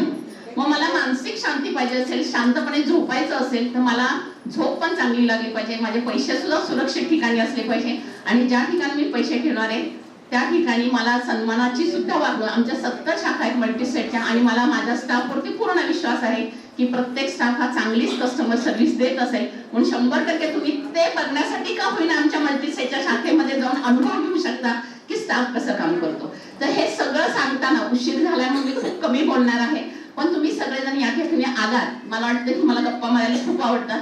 तुम्ही सगळेजण ऐकून घेताय, पण तुमच्या मनात जे आहे ते तुम्ही बोला. मग तुझे कदाचित तुमची पैशाची चिंता असू शकते, शिक्षणाची असू शकते, कुठलीही चिंता असू शकते. जोपर्यंत तुम्ही बोलत नाही तोपर्यंत तुमच्या मनात साठत राहतं आणि मग आपल्याला वेगवेगळे आजार होतात. म्हणून जे काय आहे ते एक्सप्रेस करा. आधी नैराश्याचे ह्याचे विचार आले ना त्या क्षणी झटकून टाकायचे आणि एखादा चांगला विचार डोक्यात आणायचा. एखाद्या छान बागेमध्ये आपण फिरायला गेले, फुलं फुलली, असं डोळ्यासमोर आणलं की आपल्या नैराश्याचे विचार. एक छोट्या छोट्या अशा गोष्टी असतात, छोटे छोटे आनंदाचे क्षण असतात. आपल्या घरात नातवंड असतात, ती खेळताना दंगा मस्ती करतात, ओरडतात, पण आपण नाही चिडायचं. उलट आपण त्यांच्या इतकंच लहान होऊन त्या आनंदात सहभागी झालं पाहिजे. म्हणजे छोट्या गोष्टींमधून सुद्धा हा आनंद घेतला तर आपल्याला मोठ्या गोष्टींचं दुःखच होत नाही. बघा आपल्याला जर समजा आपल्या सुनेने सांगितलं की 10 किलो साखर आणली तर आई तुम्ही स्वयंपाकघरात नेऊन ठेवा, आपण काय म्हणतो? माझं वय का मी नेऊ शकत नाही. पण तेच जर ते नातवंड माझं 12 किलो वजनाचं असेल तर मी त्याला उचलून फिरवू शकते की नाही? हा फरक आहे. म्हणजे आपला दृष्टिकोन आपण बदलायचा. मला सगळं पॉझिटिव्हली करायचंय, मी ते करणार आणि माझं आयुष्य कसं करणार आहे? मी पॉझिटिव्हलीच जगणार आहे. तुम्हाला सगळ्यांना शुभेच्छा देते. खूप उशीर झाला याची मला जाणीव आहे. तर तुम्ही सगळेजण या ठिकाणी आलात त्यांचं मनापासून मी खूप खूप आभार मानते. आणि ह्या तिघींनी इतकं छान बोललं त्यामुळे मला बोलायचं काही ठेवलेलंच नाहीये. आणि मनीषा तर नेहमी छान बोलतेच, प्रश्नच नाही. मोहिनी तात्यांची तुम्हाला पहिल्यांदाच ओळख होतीये. माझी सून मिताली ती डर्मॅटॉलॉजिस्ट आहे, ती कमी बोलते, मी जास्त बोलते, फरक एवढा. पण आपण सगळे मिळून यांचा पण उपयोग करून घ्या. काही काउन्सिलर आहेत तर याचाही उपयोग तुम्ही का करून घ्या की कधी तुमच्या मनात काही शंका आली तर मनात न ठेवता इथं पण डोक्यात न नेता आपण छान करूया. जाताना फक्त एक 4 ओळी पुन्हा एकदा आपल्याला ऐकवते. ऊन सावली निसर्ग देणे. ऊन सावली निसर्ग देणे म्हणजे सुख दुःखाच्या अर्थाने आहे. ऊन सावली निसर्ग देणे चुकले नाहीच येणे देणे. भाग्य लेख हाताने लिहिणे. भाग्य लेख हाताने लिहिणे लेखनी माझ्याच हाती आहे. भाग्य लेख हाताने लिहिणे लेखनी माझ्याच हाती आहे. रात्र अजून बाकी आहे. आशेचा किरण हाती आहे. तुमच्या सगळ्यांचा आम्हाला सपोर्ट आहे म्हणून आम्ही परत वाटतं करतो. धन्यवाद. सगळ्यांचं मनोरमा सखी मंचमध्ये पण स्वागत आहे. आपण लवकरच मनोरमा सखी मंच हा महिलांसाठीचा विचार करता किंवा एक मंच इथे स्थापन करतोय ज्याचं सदस्य फॉर्म आपण सगळ्यांनी भरून घ्यायचा आहे. कार्यक्रमाच्या शेवटाकडे येतो आणि मुख्य म्हणजे आज वेळात वेळ काढून आलेले आपले हे तिन्ही पाहुणे यांचा सत्कार आता इथे संपन्न होत आहे. तर मी शोभा मोरे मॅडम यांना विनंती करते की आपण आलेल्या पाहुण्यांचा सत्कार करावा.